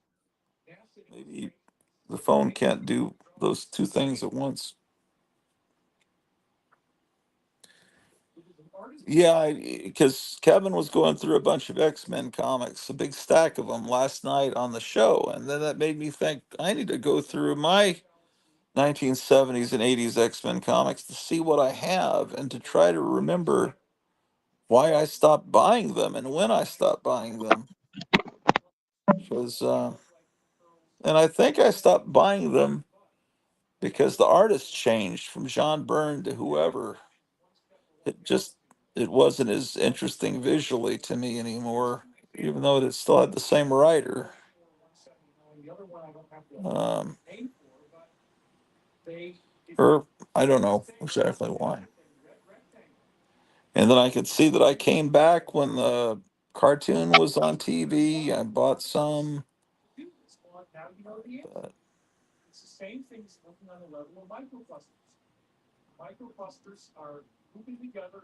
um, I remember when the Immortal Hulk was coming out, everyone was talking about it. It's just the most amazing thing ever. And I flipped through one on the stand. It looked like they were trying to channel the thing with just kind of a gross out kind of comic. And I don't think I have a single issue of the Immortal Hulk. But it's probably good.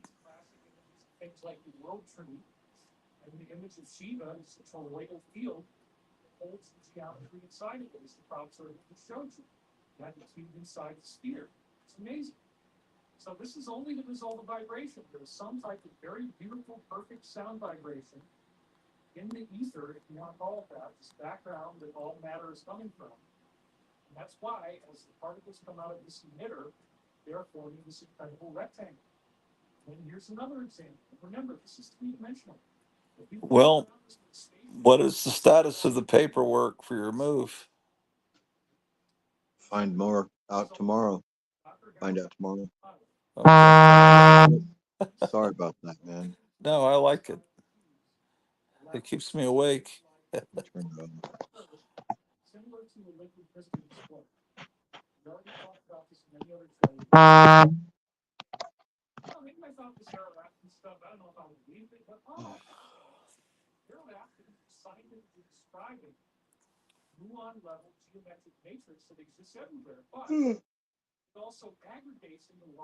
Oh, excuse me.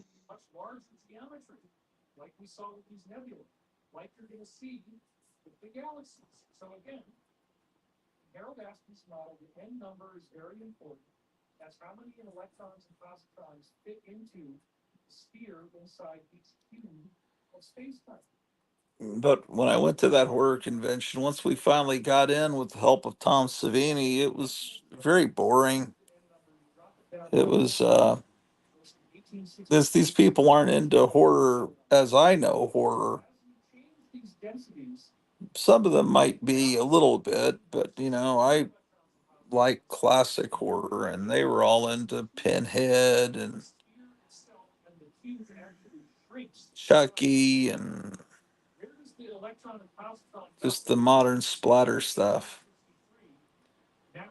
And I don't mind bloody movies, but I just like monster movies. I don't like slasher stuff.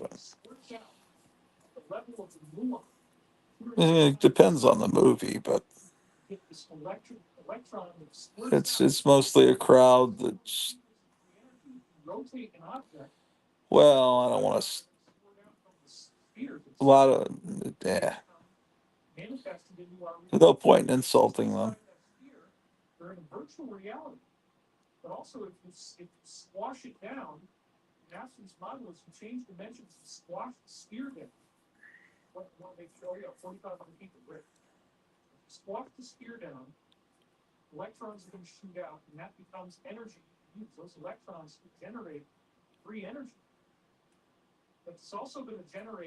You gotten any new stuff in the mail, Meyer?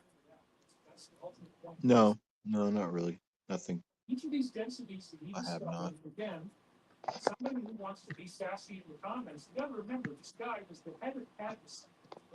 No, I've just been really busy with the move and with my car, and that's really about it, man. Oh, Imch says, I was an auto mechanic for 25 years, busted my ass most days, but regardless of the difficulties, lots of great memories, mostly big trucks, forklifts, and backhoes, but all fun. See, if I'd been a mechanic, then I would be perfectly comfortable having a classic car because I could keep it running, but unless you know somebody that is a mechanic, that having a classic car, boy, I'd love to have one though. Um, my friend back in Texas was a big GTO guy. He and his whole family were buying up GTOs back when they were worthless. And there was, the gas prices went up in the 70s and everybody was getting rid of anything that guzzled gas. They were acquiring GTOs and filling their whole yard with them because they lived out in the country, to the point where it looks like a drive-in movie theater, or just a bunch of GTOs. And now those cars are worth huge amounts of money. And of course, they're not selling, but yeah, my friend Gerald, I used to talk about him all the time on this show when, in the old days when I lived in Texas. I haven't talked with him in a while. He was not a comic book person in any way. He was into surf music and old country music and into GTOs and hot rods. It was refreshing to have a friend that didn't know anything about comic books. I mean, he'd enjoy watching comic book movies, but sometimes it's kind of embarrassing to talk to people about comic books. It's like Paranoid Android. You know what's so good even today when I watch it, I find something new about it. It's Abbott and Costello meets Frankenstein, 1948. 1948. Yes, indeed. Yes, I knew you weren't talking about some future year. Um, I don't think the world will still be around in that year, more than likely.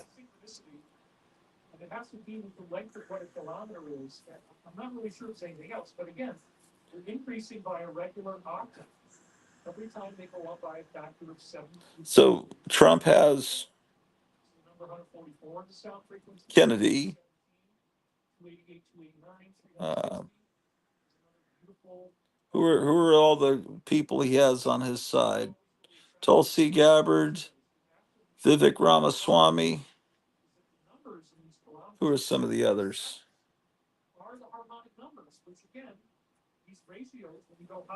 Much cooler crew. Alex Jones is on his side.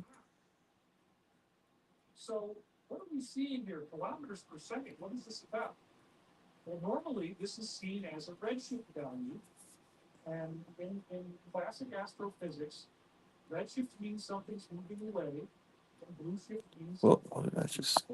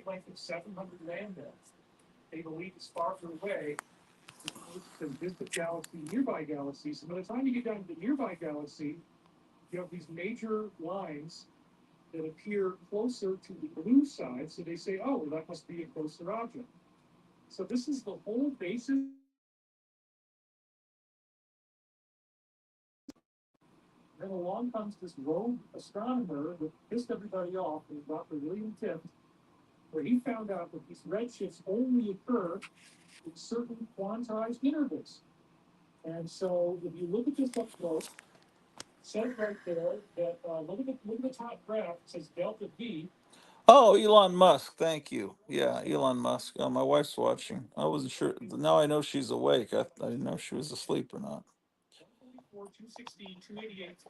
Oh, you're out and about. Yeah, I'm outside. I'm walking down to the store real quick to see if they're open. They put this scaffolding up on this building across the street here. Texas used to have blue laws. What's Uh, that? do you know what those are?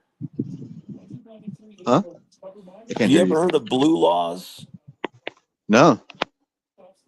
In Texas, back in the 70s, there were certain things you weren't allowed to buy on Sundays. And, Oh no, there's nothing like that here. You can buy anything, everything, all the time. well, Laws. some people thought it was because people thought they were sinful and you shouldn't buy those things and indulge in those things on Sundays.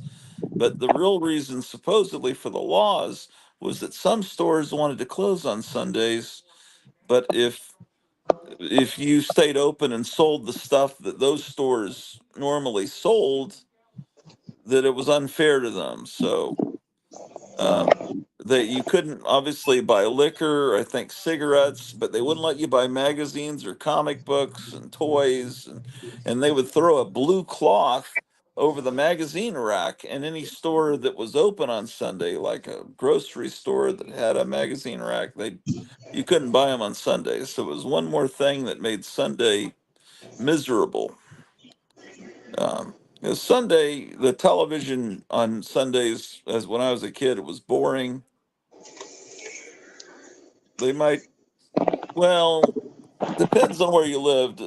In Washington State, they ran Twilight Zone and Outer Limits on Sunday evenings, but mostly it was Mutual of Omaha's Wild Kingdom and The Wonderful World of Disney, which was usually boring. I like 60 Minutes. Uh, and then it was just maybe sometimes on Sunday okay. night they'd have a Thanks, big man. Hollywood movie. Because Sunday has always been the most viewed. There are more people watching on Sunday nights than any other night. So that's when they would premiere the big James Bond movies or, something, a big event. Like when Battlestar Galactica was first shown, it was on a Sunday night. You want to go look at But the beach real quick? We're only a couple blocks away. yeah, sure. My wife says, "Are you going to butt pink?" Oh, she misspelled it. Are you going to buy pink milk, Meyer? Is what my wife is asking. No, I got a Starbucks Frappuccino. Can you see it?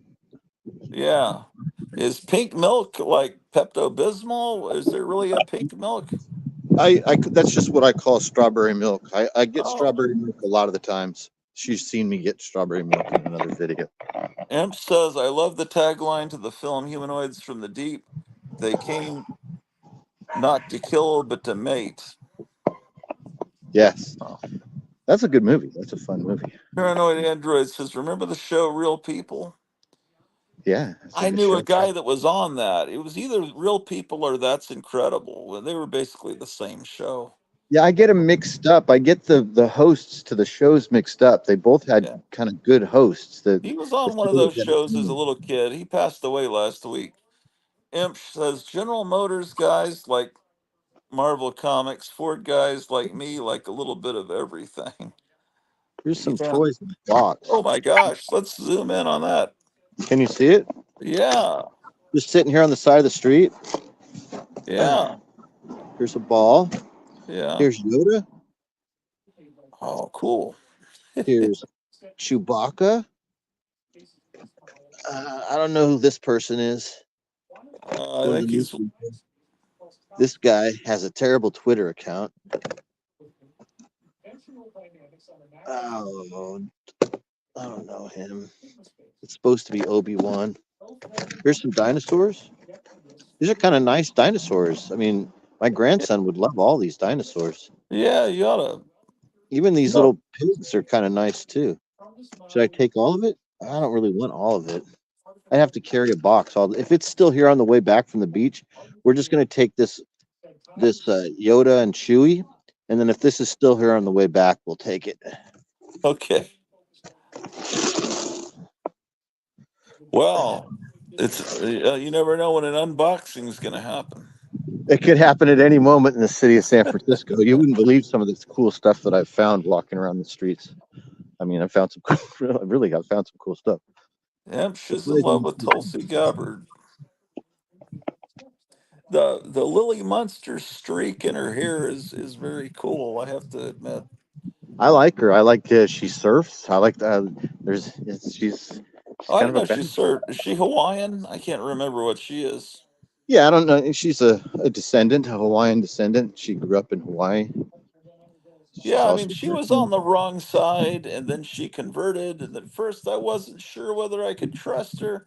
But then she said enough anti Democrat stuff that was spot on that you realize she had a crisis of conscience because she's actually intelligent enough to convert. So I respect that. I think she's okay. But you're always going to be not quite sure of someone that switches. But I'm 98% trusting of Tulsi Gabbard. Yeah, Uh, yeah, I feel the same way. Carrie Lake is really cool. I think she was robbed. I don't think you're allowed to say that on YouTube, but I guess I just said it. I don't think that was an honest election. Um, I love Disney and comics. Says Sundays were boring back when I was a kid. My family went to Pentecostal church. So church was mornings and night services. I would have rather been outside playing. Huh, Pentecostal. I don't know much about all the different denominations. Um,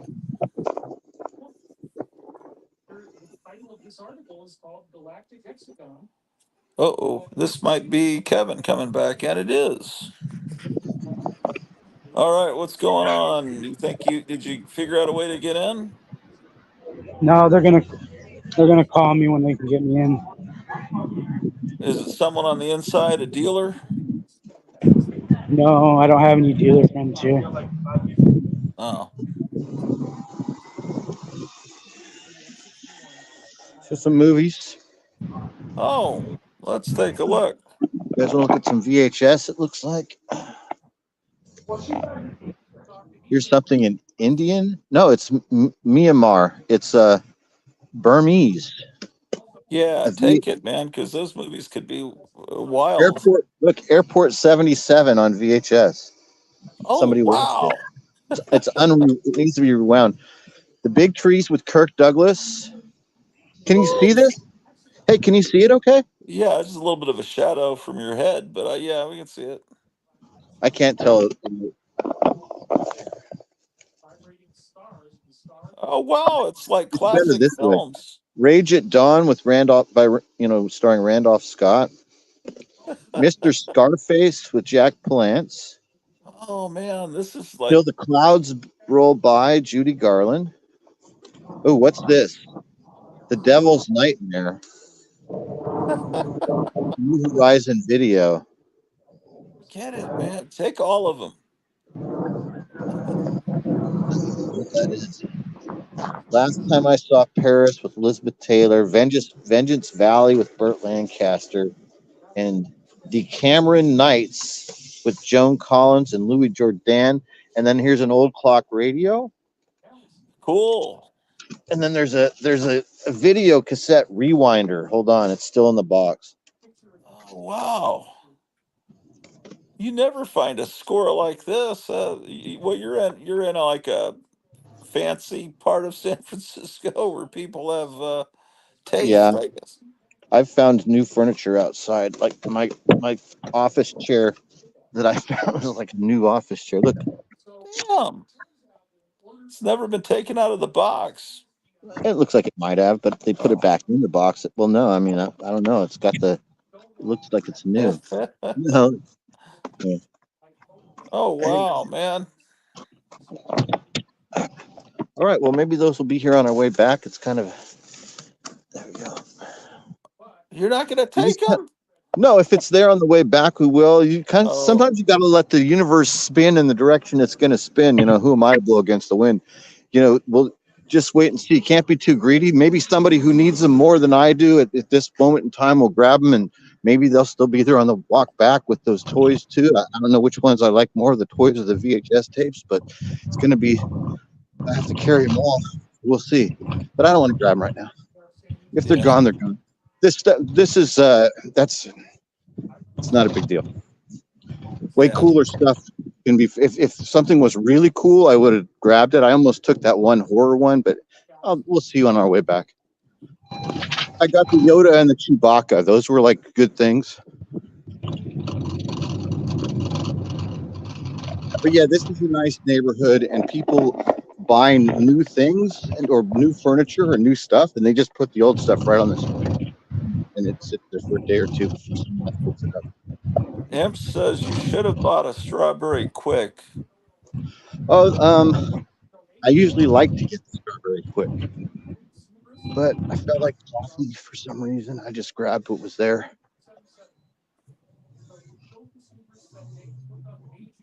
Looks like Sasquatch. Let me see here. Looked like a Sasquatch. Could you see that? No. Yeah, there was a Sasquatch sticker. I don't know. I can't really tell what you can see. Not at all. I can't see. Even if I turn the camera so I could see, because the sunlight is so bright, I can't see because the screen reflects. Right, right. Just lots of excuses, really. Love Hey wins. guys, let's look at this. Let's look at this Trump stuff real quick. Oh yeah, yeah. Okay. Look at this booth right here. There's all Trump stuff for sale. Oh, cool. Are you gonna You saw it? stop? Man, there's so much excitement. He's going to the beach, and you're going to a Trump. Okay, let's look at your Trump stand for a second. Oh, I drove by it. Did you guys see it? yeah, we can see it. I thought you were gonna get out and go look at the stuff. No, it was like it was right on the corner. There was like no parking or anything. Oh, okay.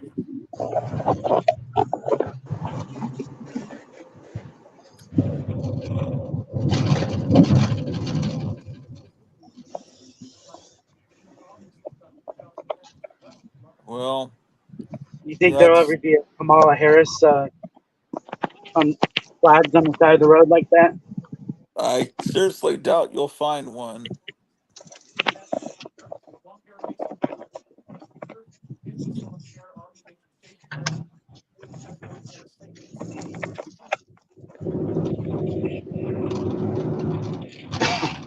I've seen nothing but Trump signs so far.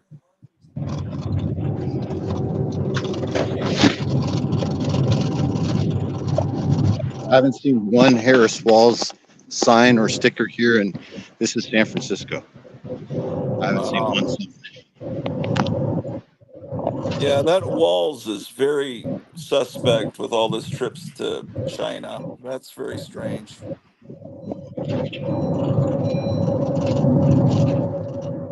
Disney and Comics says they have a couple stores in Seaverville and Gatlinburg, Tennessee, dedicated to Trump stuff. Saw a few the last time I was down there.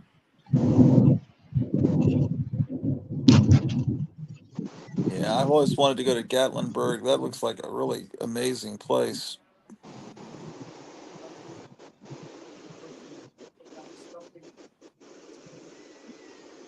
I think we've just been hit with a massive flood of propaganda from the big media as far as Harris is ahead. I think that's all bullshit.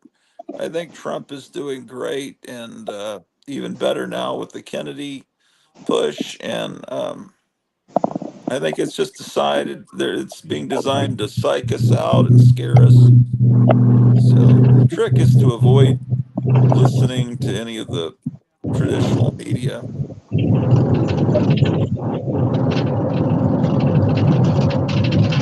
Okay, for now, can you see the beach? Yeah, it's beautiful. It seems like the last few times you've been down to the beach on the show, it's been kind of a cloudy days, but you got a beautiful, not a cloud in the sky Yeah, day it's today. there's not a cloud in the sky, but usually when I take my morning walks and I make those vlogs, it's always in the morning, so it's always around 8:30 or 9 o'clock in the morning, and the sun's not fully up yet, and the fog doesn't burn off until around noon. But Okay. I'll pan right now. So that's directly west, and then this is going south, facing directly south, and there's just nothing but blue sky. There's no clouds. It's about 74 degrees, 75 degrees, I'm guessing. Oh, wow. Perfect. Now we're going north, Still 98 degrees here. and then straight north on the other side of that white building is the Golden Gate Bridge. So that's the opening to the San Francisco Bay right there. And you just can't see the Golden Gate Bridge. It's behind those mountains. That's Marin County and Mount Tamalpais, Bodega Bay. And then we're right back facing directly west. It's a really good surfing day. There's people out all up and down the beach.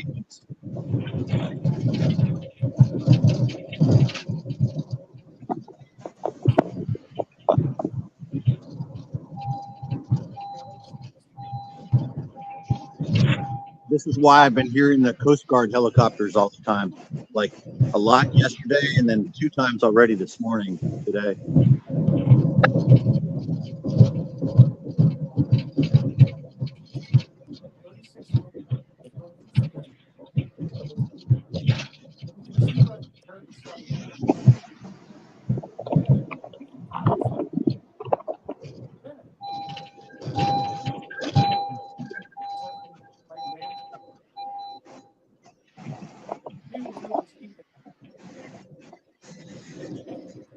Now, what is the function of these, the concrete structure? Underneath it are drain pipes for the rain gutter overflow. Okay. They got it all locked up. This used to be a lifeguard stand right here, but right now, today, they have it all blocked off for some reason. They have it locked. Usually I just come and go through this gate however I please. But since it's locked right now, I'm not going to open it up and go inside. But this is basically where everybody comes in the morning to scan the waves, to find where the surf is breaking. You stand right here and you look north and south.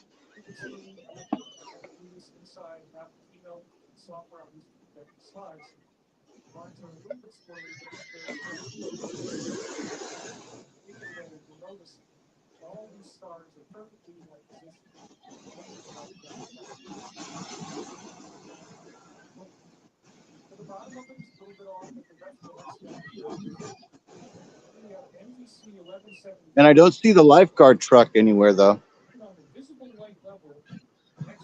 which is unusual. I would think with this many people down here and with the water as warm as it is, that the lifeguard truck would be here, but he's not here for some reason. Maybe I don't even see his tracks.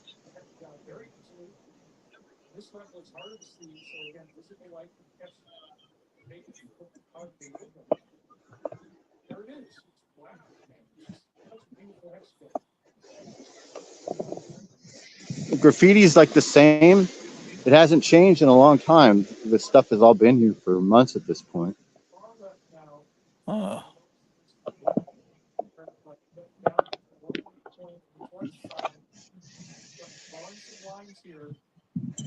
Somebody tore off the. Somebody messed up the Osprey sign a little bit.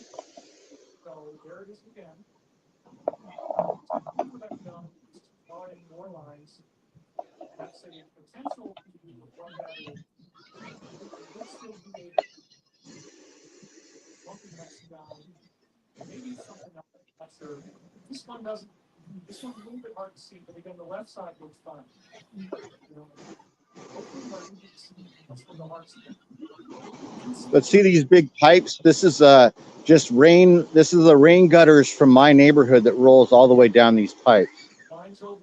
And then anytime it rains, the water goes down here. And then sometimes in the winter, when the waves are big, it'll rush over into the street, and then the water drains down through there back into the ocean when there's high tide.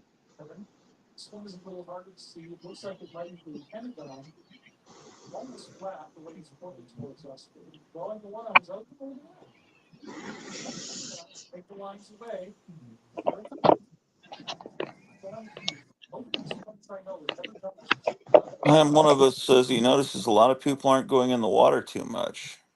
No, the water's cold. It's about 65 degrees in the water.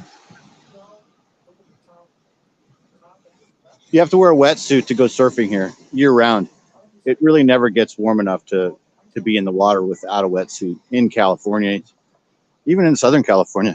And if you're going to be out there for a while, it's still the Pacific Ocean. Maybe in Laguna Beach, San Diego area, you can get by with a short suit or just a top, but it's cold out there. If you're going to be out there for an hour or two.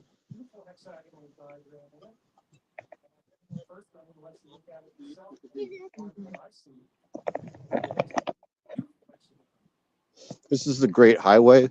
This is the old Highway 1. Still exists here as a 2-lane north and a 2-lane south.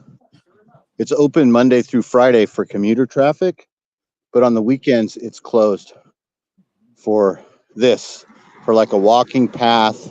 See, it's a park ranger that patrols it.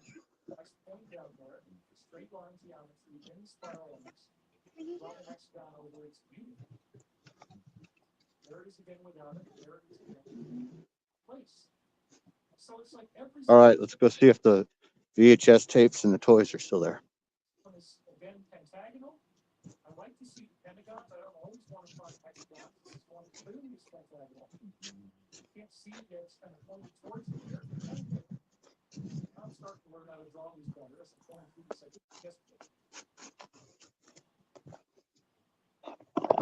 Trash can's kind of overflowing, huh? Yeah. Okay.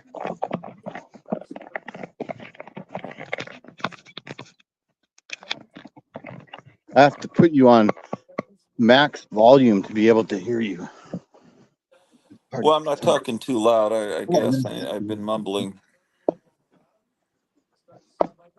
Where's Kevin at? Did he come back, or did he get in? Or? Let's see. He's still a moon monster head. I don't know if he's. I'm here. I can hear you guys. Oh, okay.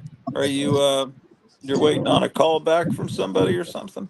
While I'm waiting for that, I'm going to pick up a truck. Then I'm going to go to the store and I'm going to move some stuff.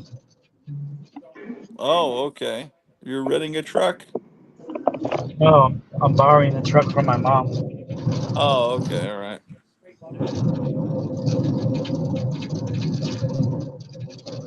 The apartment's right by the beach for rent. If anybody's interested in $5,000, $4,000 a month, between $4 and $5 grand a month rent for a 2-bedroom, 1-bath apartment, it's probably Wow. Where do you have to work to afford that? tech. You have to be a vice president. But there's like Oh, 300 look at vice that presidents. Carrie Lake sign. What's that? Oh, sorry. I just saw a Carrie Lake sign for the first time. Oh, cool. Oh, is she currently running for something? Like, what is she running for? Senate? Well, they had the primary for Senate, right? Yeah. Okay. There's Mark Farrell for mayor. He's the guy running against London Breed. He's still a Democrat, but he's saying that he'll do kind of conservative things. Okay.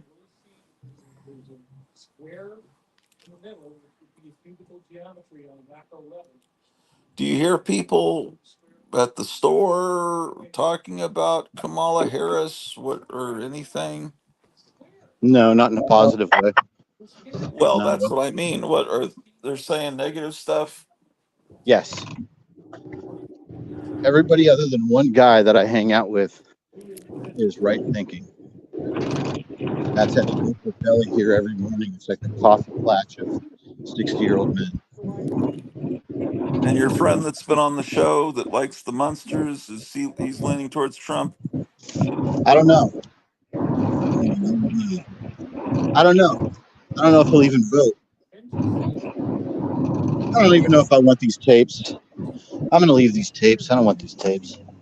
Okay. I don't need any more VHS tapes, and my shit's all packed. I don't want another box. I'm cool off those tapes. I know some of you out there would have liked me to grab the tapes, but changed my mind at the last moment. If you had a backpack with you, would you have taken them? Yeah, probably. But at the same time, the thing that kept me from taking them is that it's just more stuff to be packed and to add to my already stuff. I have tons of VHS already that I haven't watched in years.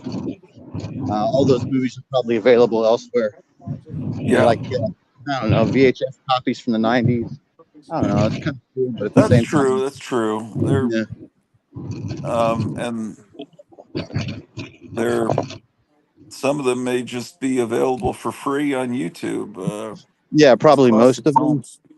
or at least on Tubi. I mean, obviously, you get the feeling of it being a VHS and popping it in, and that rewinder is kind of cool. If I had a bunch of room and I was really into all that, but I'm not really that into it. I don't need a rewinder. Yeah, that's the hoarder in me. That's grab it all. Yeah, see, I don't have the location at this point to start amassing things again yet. Maybe in a month or two, I'll have a new base camp, a compound of some sort where I'll be able to start piling again. I just Hey, never seen stuff like that just out on the street. So that's Um, what was so so. my neighborhood is famous for it. I've actually found some really cool stuff just right out on the street. Like one of the things that I have that's really cool is it's a product and for ramen, and it's Hold made on, of that hard sound is. plastic, and it's We can't really hear you. cool. Everything, and it came out of like a market that they didn't want anymore, and it used to be used to like stack product on inside of a market, and it's great for stacking Japanese vinyl on because the writing on the stand is all in Japanese or Korean, and it's all made out of like white and bright orange plastic. It's kind of cool. So you found a display rack. Yeah, just a display. I've found multiple display racks. All of the magazine racks and the different types of displays that I've found that are in my house, the different wire racks, all of them are on the street. Or my friend who owns a deli, he gave me the old one for the old Auto Trader. You know, it's almost the exact perfect size for comics. So Yeah. it's a really good comic display stand, but because they stopped the Auto Trader or whatever. You know. Uh, Fucking hot. Hot, Danny. I don't have any, man. You're welcome, buddy. It's hot. Go get in the shade.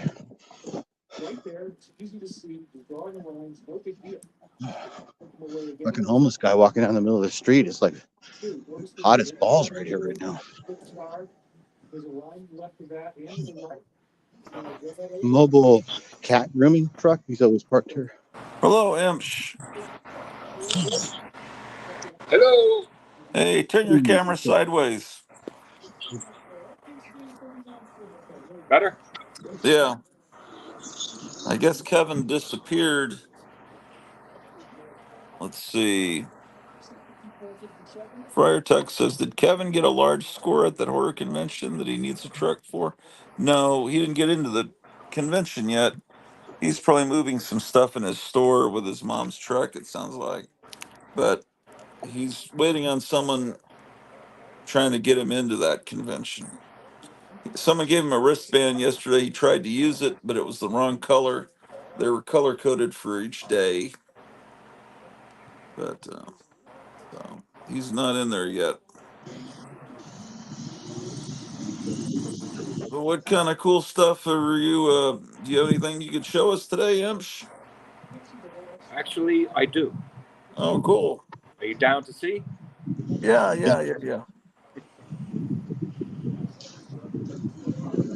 So I mentioned before about the dinosaur caveman dudes, the Yeah. painters. I wanted to show you the book I was talking about. It's called. Let me see if I can get it up here. If you guys have ever seen this before, Life Before Man. I don't think so. No, I haven't So, seen it. so the illustrations were done by a man named Burian Zdenek. I don't know what country he's from. I don't think he was American. Just trying to find some illustrations here to show you that you might recognize. I don't know if you can see this stuff here.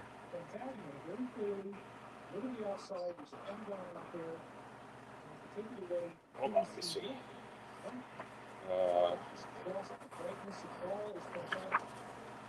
Maybe these prehistoric mammals. I can't see anything.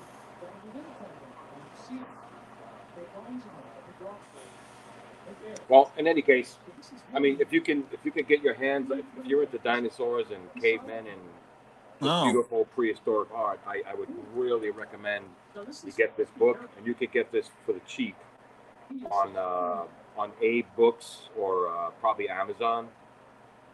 And Was I'm not this quite sure why, because the stuff in here is just so gorgeous.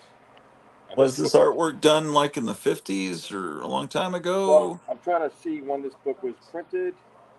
So this was printed in 50s, 60s. This was printed in 72 in Prague. Um, so I mean, it's kind of on the old side, but just really, really beautiful artwork. And if you're Yeah. an artist, you know, if you draw or you paint or whatever, it's a great reference book if you want to draw some dinosaurs or prehistoric foliage or whatever. That's kind of what I do when I want to. I'm in the mood to make art like that. Um, Great book though. I mean, you could probably get that in like mint condition for like $15, maybe Oh, less. cool. I also wanted to show you the buttons I was talking about from Dennis Kitchen Sink Press. There's the Robert Crumb famous cartoonist series button, Yeah. number 13, and here's the Richard Corbin button. Oh, that's and pretty and, neat. they, and they got a whole bunch of them. I wish I could afford to buy them all, but I can't. I mean, they have Neil Adams. They have the guy that did Pogo. I forget his name. Is that Carl? Walt Kelly. Yeah, Walt Kelly. I think Carl Barks. Yeah. Will Elder. I mean, almost everybody. The only guy they don't have is Wally Wood, and I think it's because he died before the buttons came out. So they came out, I guess, post 80. When did he die? 80, 81? I guess they came out, you know, post Wally Wood, because I'm sure he would have contributed to that. And then the only other thing I have to show is this first printing of this H.P. Lovecraft anthology from Arkham House. Oh, wow. This is really nice. I mean, if you're a Lovecraft fan, I mean, this book is not cheap, but if you like Lovecraft and you're into his stories and his weirdness, this is a great book to have. Not cheap to buy now. They only printed like maybe 3,600 copies. Basically, all the Arkham House publications are low print runs. Yeah. Definitely, if you're a Lovecraft fan, definitely a really cool book to have. Is that from the late 40s or 50s? No, this is from 1965. 65? Okay. 65, yeah. Yep. Yeah, I have a friend that collects Arkham House. I think he has a complete set, believe it or not. But he's got a lot of money. Yeah. I only have maybe 5 or 6, but I'm good with that. How many are to have a complete set? How many would that be? It's like there's more. I think there's more than 20, but not all of them are. So this book is solely Lovecraft. There's no August Derleth in here. There's no collaborations. There's nothing like that. A lot of the other Arkham House books are, Lovecraft's unfinished stories where Derleth kind of took those and added his own, stuff to it, and other authors as well. But I mostly have all the Lovecraft only books. But in terms of Arkham House, it's like at least 20. I think. No more than that, but Okay. there's a bunch, and they're all very collectible, very valuable, and, unfortunately not cheap anymore, especially in really good condition. And Arkham House publishers still exist today? No. No, Okay. no more. As far as I know, I mean, maybe someone took it over and changed it up and did their own thing with it. Just like with the this horrendous EC revival with this Tales from the Abyss or Right. Epitaphs from the Abyss or whatever, which I'm not into. I cannot stand computer generated art. Sorry, but I like when men, pencil and ink and use watercolors or Yeah. wash or whatever to make colors, and I'm not into the computer stuff. So. But that's how I roll. Yeah, I agree. Yeah, I remember my friends talking about he found someone that had he was going to buy another complete set of all the Arkham House books, and I don't remember how much he was going to spend, but I thought that meant that there were going to be hundreds of books, but I didn't realize it's that small number of books. It's pretty small. It's not hundreds. Yeah. I guess I heard the price he was going to pay, and I assumed it was stacks and stacks of books. I don't know, man. That's I'm pretty sure I bought this about 10 years ago, yeah. and it was like I think it was $150. Okay. Yeah, but it's in like mint condition. I mean, beautiful. So, but yeah, I mean, 20 books and at the price they are today, yeah, you could definitely spend thousands. Yeah.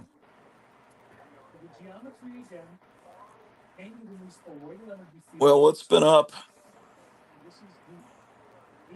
What's been going on? Nothing. Just trying to survive these bizarre days, and really wondering what's going to happen in the next few months. Yeah. I'm a little concerned, but yeah, there's no telling what can happen because there's never been anything like this before. And I mean, I'm not so much worried for myself as I am for my kids because they're fairly young and what their future's going to be like. It's not cool. Well,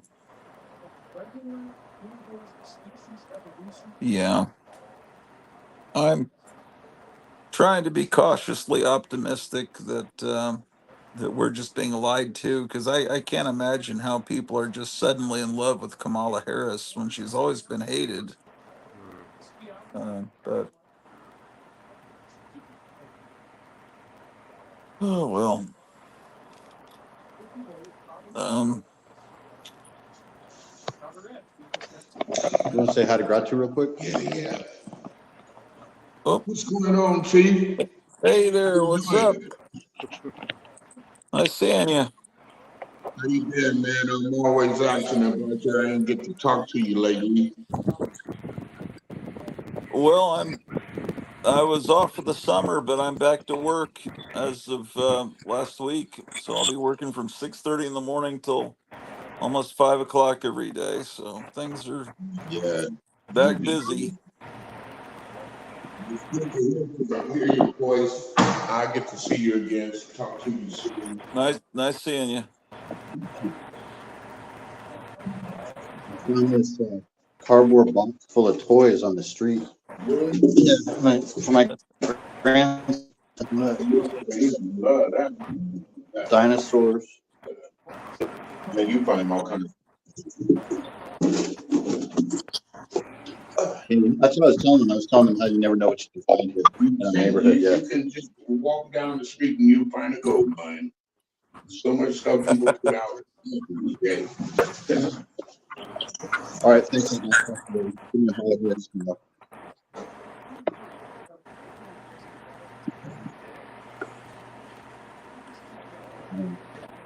You can take it off me. I just wanted to Elton stay. Okay. I've been busy for a little bit. I've had the camera, the microphone turned off.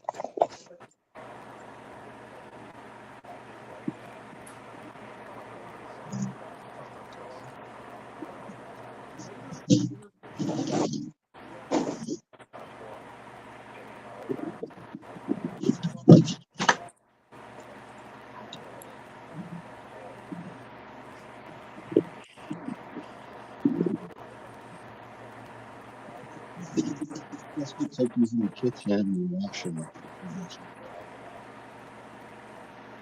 Are you gonna wash the toys?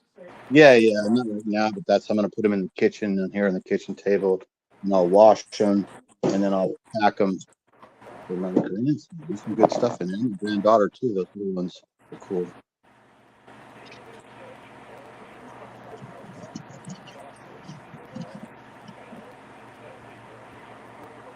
What else have you found on the street before? What's the oldest stuff you found out? Here's that stand I was telling you about. See this? Oh, hold on. Oh yeah. I just found that sitting on the street one morning, just right outside. So, I don't know, like stuff like all these racks came from this came from, I think this came from the deli. My friend that owns the deli just gave it to me. I can't think right now. A lot of stuff, all kinds of different things. My son used to do stuff with them. TVs, VCRs, DVD players, video game systems, exercise equipment, furniture, appliances, kitchen appliances, all kinds of stuff. Lots of stuff that's like in new condition all the time. Wow.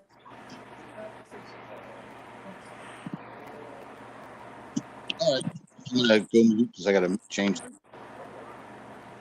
Okay.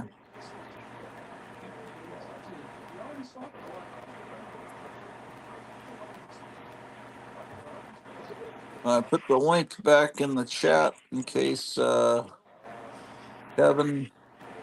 So you won't have to flip back.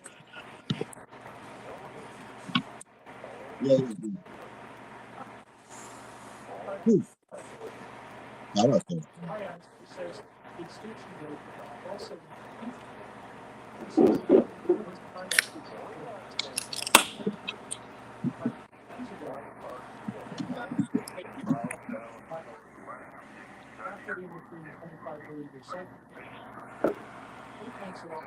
You in the garage? Yeah, looks like it.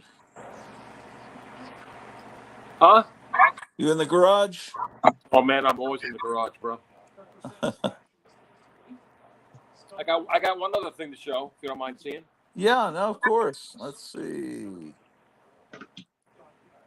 Any of you guys have this? The Art Quest of Alex Nino? No, I've never heard of it. Looks cool. So it came out in 2015.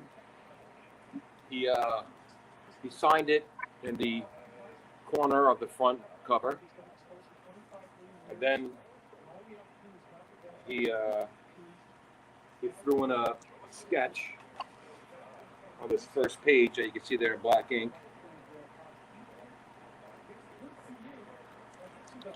And I'm not quite sure how I even found out about this book when it was being released or published or whatever.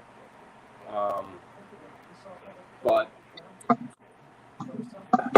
I fell in love with his art because the first issue of Heavy Metal that I ever bought was in April of '77 when I was 11 years old, and the cover had a front and back piece of art by Alex Nino, and I just thought he was so different from everybody else and really just kind of out there, and I was like, wow. And I've been a fan ever since. So somewhere along the line, I found out that this book was coming out, and it's a very, very limited number. I'm not quite sure how many they printed, but I found out about it. I paid for it. I got it. And I had no idea he was going to sign it and do a sketch inside of it. So I was really, really happy about that. And, you know, he went on to do some other stuff for Warren, actually. I think he did some work in 1984, I believe. Some interior art. I don't know if he gave the cover off of that magazine. And that's actually one of my favorite magazines, 1984 from Warren, before it turned to 1994. Like the first 5 or 6 issues are like phenomenal. That's some serious stuff. Did it change? You think it changed when it changed to 1994? Do I think it changed what? Do you think it changed tone when it switched its title? Yeah, kinda. I mean, some of the cover art was great, but the interior stuff never really interested me. Corbin's Mutant World was long over by then. Yeah. So, I mean, I really had no interest. So I only owned like the first 6 or 7 issues of 1984, and then I just kind of stopped. Yeah. But those first 2, 3, 4, 5 issues, man, that was some serious stuff. Really kind of pushing the envelope. And I At some point, I'm sorry. At some point, it seemed like it got a little juvenile, maybe towards the end of the series. I don't know. Yeah. I mean, I guess you could look at it that way. I think Louise Simonson, or maybe she was still Louise Jones at that point. I don't know. Was the editor? Maybe I'm wrong about that. Maybe, but I don't know. I mean, that first issue grabbed me when I first came upon it at the newsstand. So I picked it up and I was like, holy! It had that really awesome Corbin cover, and it had that first installment of Mutant World and a couple of other stories. Yeah. And you know, it kind of pushed the envelope. They did publish some really kind of effed up things in there. I know. There was a really great cover with a girl robot killer in it. She was on top of a mound of famous movie, TV show robots that she'd smashed up. Do you remember that one? No.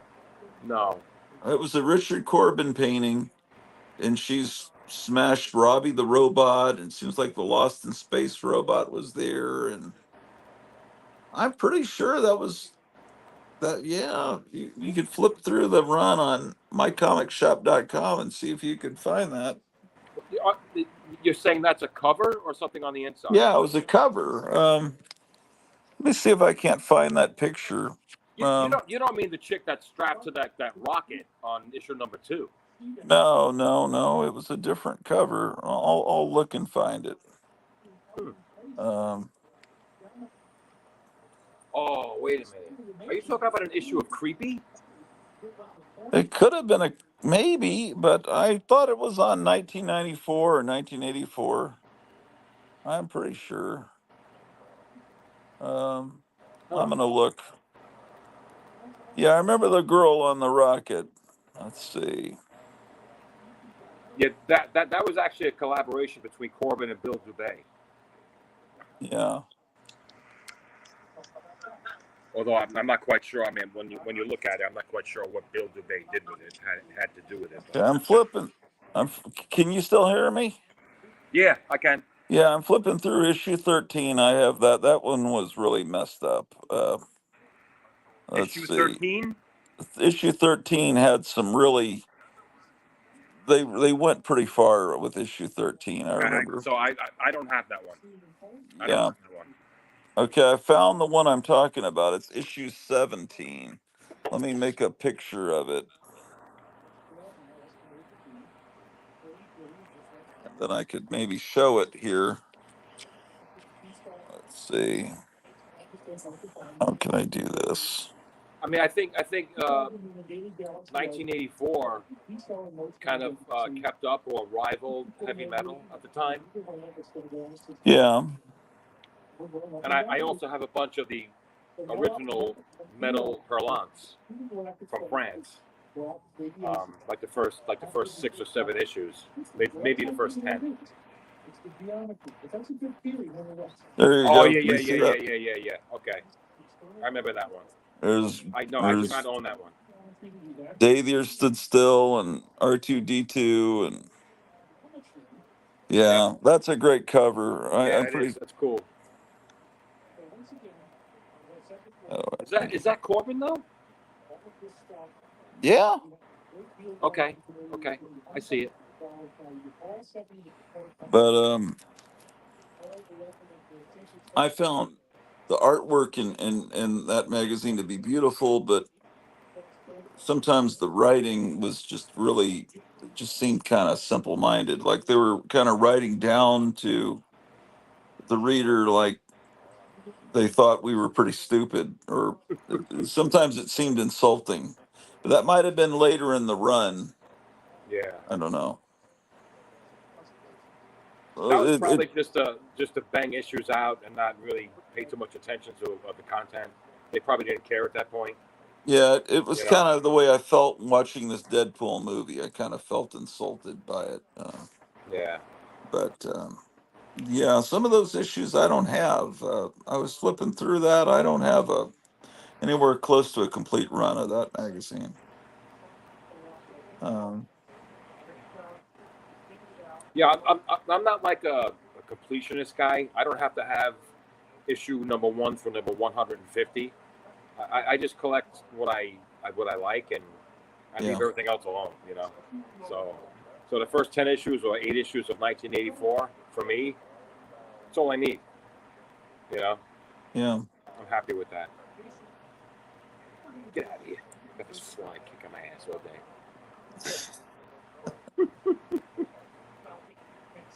Well, Well, I saw you had a little pup there before. What kind of dog you got? oh, it's a beagle. Ah, he or Yeah, she? she. She. I had one too. Loved her to death. Lucy. Yeah. She was great. She was great.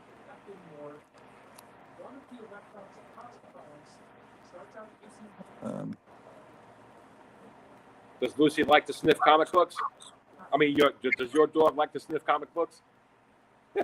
um, I try to keep her away from them, but she's never destroyed anything. But she's got a little too close. When she's hungry and I'm doing a show, she'll come into the room and start trying to lick things. That's her way of letting me know she's ready to eat. And some things I don't want her to lick. So, um, Yeah, I remember when I lived in Brooklyn when we had the Beagle. I used to sit in the armchair by the front windows, and have a little pile of comic books to my side, and I start reading them or whatever. They were older ones. So once I pulled them out of the bags, I guess the odor of the paper or whatever went through the air, and she would come over and trying to sniff the book or whatever, and I'm like, no, that's a frontline combat number 6 or whatever. You can't touch this or whatever. And I don't know. She seemed to be like sparked by that scent of comic books. So, but Yeah, she there's was a great. there's a picture online. I don't know if it's fake, that shows a dog with an Amazing Fantasy number 15 in its mouth. Uh, I don't know.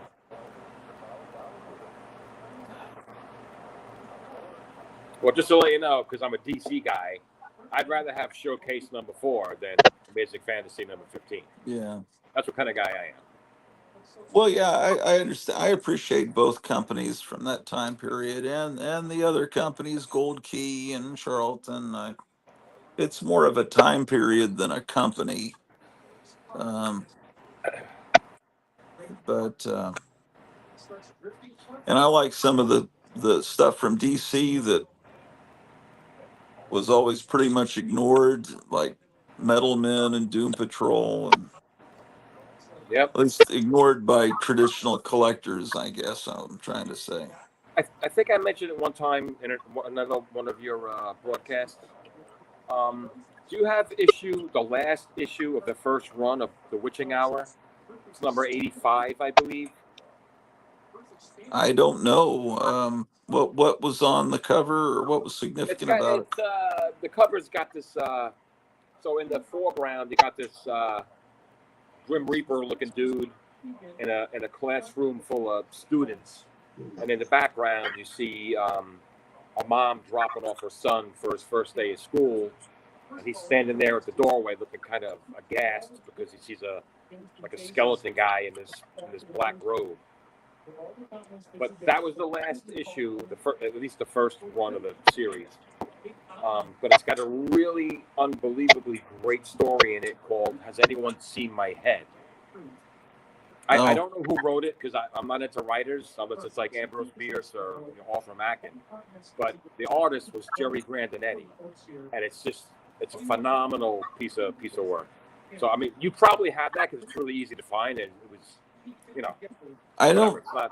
think I have it, but I would love to have it. Yeah. So I mean, if you do have it or whatever, or if you don't have it, seek it out, or if you have it, check it out. It's really great. I Really have freaky.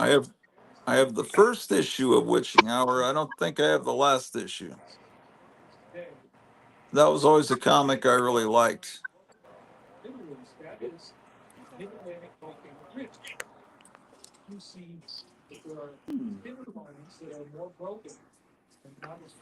I wonder what's going on with Kevin. You still there, Meyer? Oh, shoot, he Yeah, disappeared.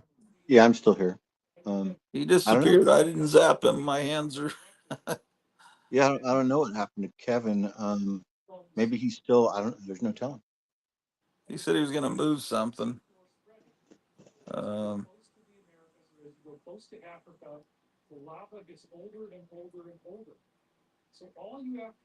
I'm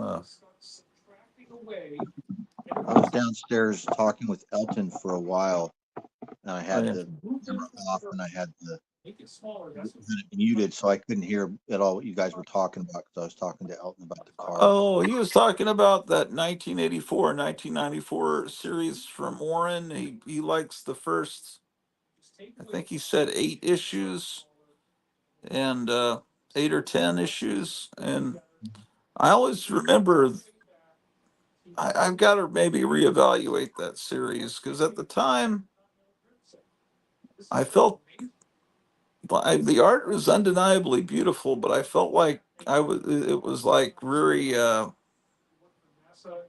was kind of insulted by what I read of the issues that I have of that series because I thought they're assuming I'm a moron and that I just think the F word is the funniest thing in the world. Um, but, um, and I think in some cases they had stuff that came from Europe, and then they just dummied down the translations. But I don't know. There's tremendous artwork in there, but they were trying to compete with heavy metal and just try to make. They didn't really. They're just by making it intentional. But it may have been later on in the series that it got real bad. I don't know. And he was talking about the last issue of Witching Hour and stuff. Okay, cool. Yeah, Emsh has good taste. Yeah, And yeah, and he's more of a DC guy. He was saying. Um, he likes DC horror and war. It seems like that's good stuff. yeah. And then the war and stuff too. Richard Corbin, clearly. Yeah. Yeah.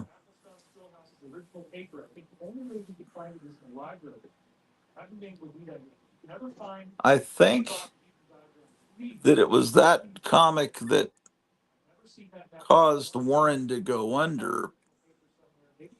I think there was a lawsuit from, I could be completely wrong about this, but I think Harlan Ellison sued because 1994 took a storyline of his, and then I think that caused Warren to just kind of file for bankruptcy to get out of that. But I don't think he really wanted to. And then somehow, I guess Harris Publications, through the bankruptcy, got the titles Vampirella and Creepy. And I think Warren fought and got Creepy back, the title Creepy back. And I think he always intended to. He wanted. He didn't really. I shouldn't be telling the story because I'm getting all the details wrong. But he. I think that's why he doesn't really like the company that's a tribute to him, Warrant Publications, that makes Shudder and Vampirus Carmilla, because that's what he wishes that he could be doing, is continuing his old comics. And here's a company pretty much um, taking up that market, um, with a tribute to him. But he's up there in age now. I think he's probably in his 90s, but he's still around. Um, but yeah, his company was a big part of my childhood.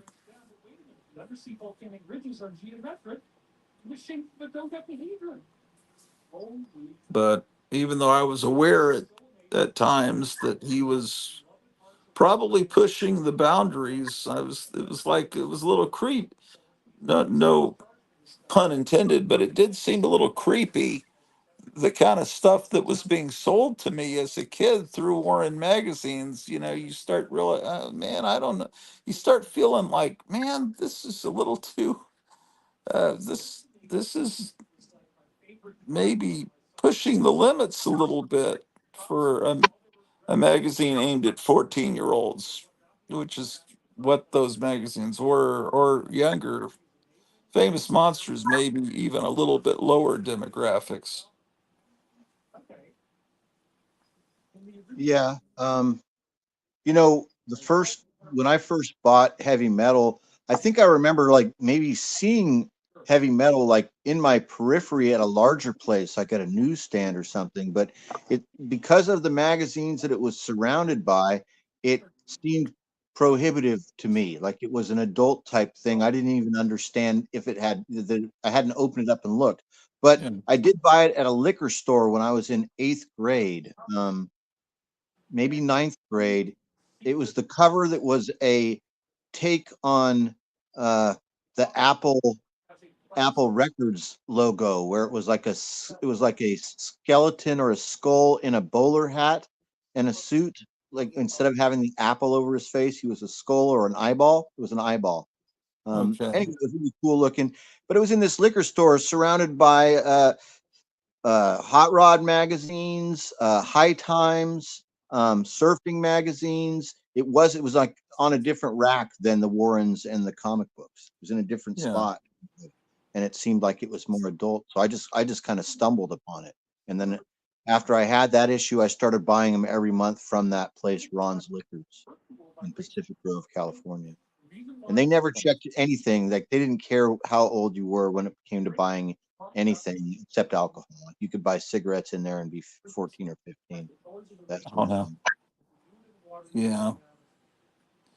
That's weird because, in Texas, a kid would not be allowed into a store that sold liquor.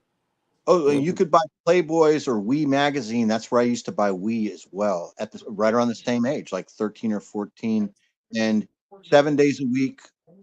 From like 8 or 7 in the morning until 2 a.m. That's how long liquor stores are open here.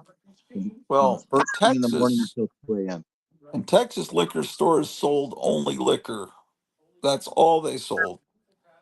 Okay. And they were usually kind of out on the outskirts of town. And what you're describing is more like a 7-Eleven that has liquor in it, that has all kinds of other stuff, and It's that like a kids mini go in there. Yeah, kids can go in there. It's like a mini market, but the center aisles are all taken up with expensive booze and wine. Like it's higher end. Like even my deli in my neighborhood is that way, where two of the major aisles are just nothing but wine, like expensive wine. And the same with like the liquor stores that I grew up around, expensive booze, like lots of booze, and just the edges would have candy or magazines and comics just on the edges. But it was Yeah. mostly booze. Yeah, it's mostly booze. Yeah, I But then, think in Texas they didn't even want kids to actually ever see a bottle of liquor. oh, So it maybe. was it was kept completely apart in an adult establishment. I guess might have just been different ways of looking at the world in Texas. Oh well, But it makes perfect sense that everything here for decades and decades has been as progressive or liberal as possible. With yeah, the exception of guns. You're not allowed to buy guns or have guns, but uh, everything else is extremely permissive. yeah. Well, yeah. Yeah, it seems very strange to talk about a liquor because when I think of a liquor store, it's completely adult establishment. Yeah, yeah. Then they just call them convenience stores. 7-Eleven, Stop and Go, You Totem. What was some of the others? Uh, don't remember. And in San Antonio, they'd call those stores ice houses, but I've never heard them called that anywhere else. I've there's a I've heard it called ice houses here. There's one in particular that I know of where the whole area, the town, it's not even a town, it's like just a little area in the mountains close to where I'm moving. We're close to where I lived when I was a kid. We had a house there up near Lake Tahoe. It's called Ice House. And it was like the ice house, and then it became a diner and liquor store, convenience store, almost like a truck stop type thing. Like you could probably look it up, Ice House, California. And it's not even a town, I don't think. I think it's just like that building is Ice House, I think. I don't know. Well, there's an Ice House reservoir that's connected to it now that I think about it. But it used to have a big sign on it. And the whole side of the building is painted and it says Ice House. And it goes way back to when like and there's one in Placerville too. Like a lot of these little mountain prospecting, gold mining towns here, like at one point they only had one facility that made ice, right? And so everyone in the whole town would have to go there to purchase their ice, right? Or have it Oh, delivered. okay. And, and that turned into a store and like a mercantile next to the ice house. Hmm.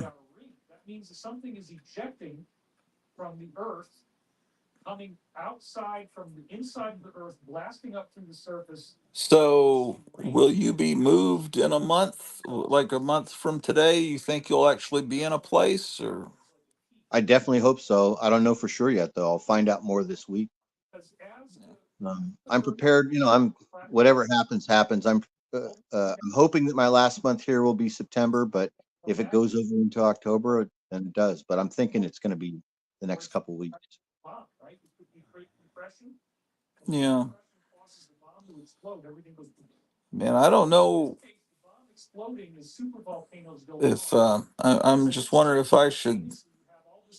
if Kevin can get into the show, if I should start another live stream or if I should just wait here to hear from him. Um, Oh yeah, if you're still watching, Kevin, let us know the state of things. You can just put a comment in the chat. Otherwise, I might want to, because I'm half asleep, man. I'm falling asleep. I'm fading too. I'm going to eat. I haven't eaten anything yet. Yeah, I had breakfast, but I haven't had lunch. So I may sign off and get something to eat. And if he gets into that show and it's like really cool, then maybe I could do a live stream if then for that. Yeah. So yeah, Thanks for so watching. Thanks for having me on. yeah, no problem. Yeah, give me See a you holler. soon. I'll talk to you. All right, take care.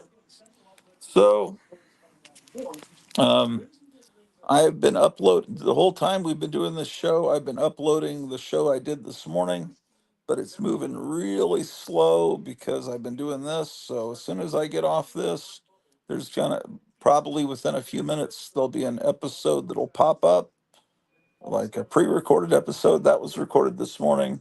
So you really should watch that one first if you need to watch everything in chronological order. If you have OCD, watch the other one, and then this will be the episode after that. Anyway, not that it really matters, but anyway, Kevin, if you get into that show, give me a give me a call on my walkie-talkie, and I will maybe do another live stream because horror convention starting to sound like Robert Kennedy Jr. But anyway, take care, everybody. See ya.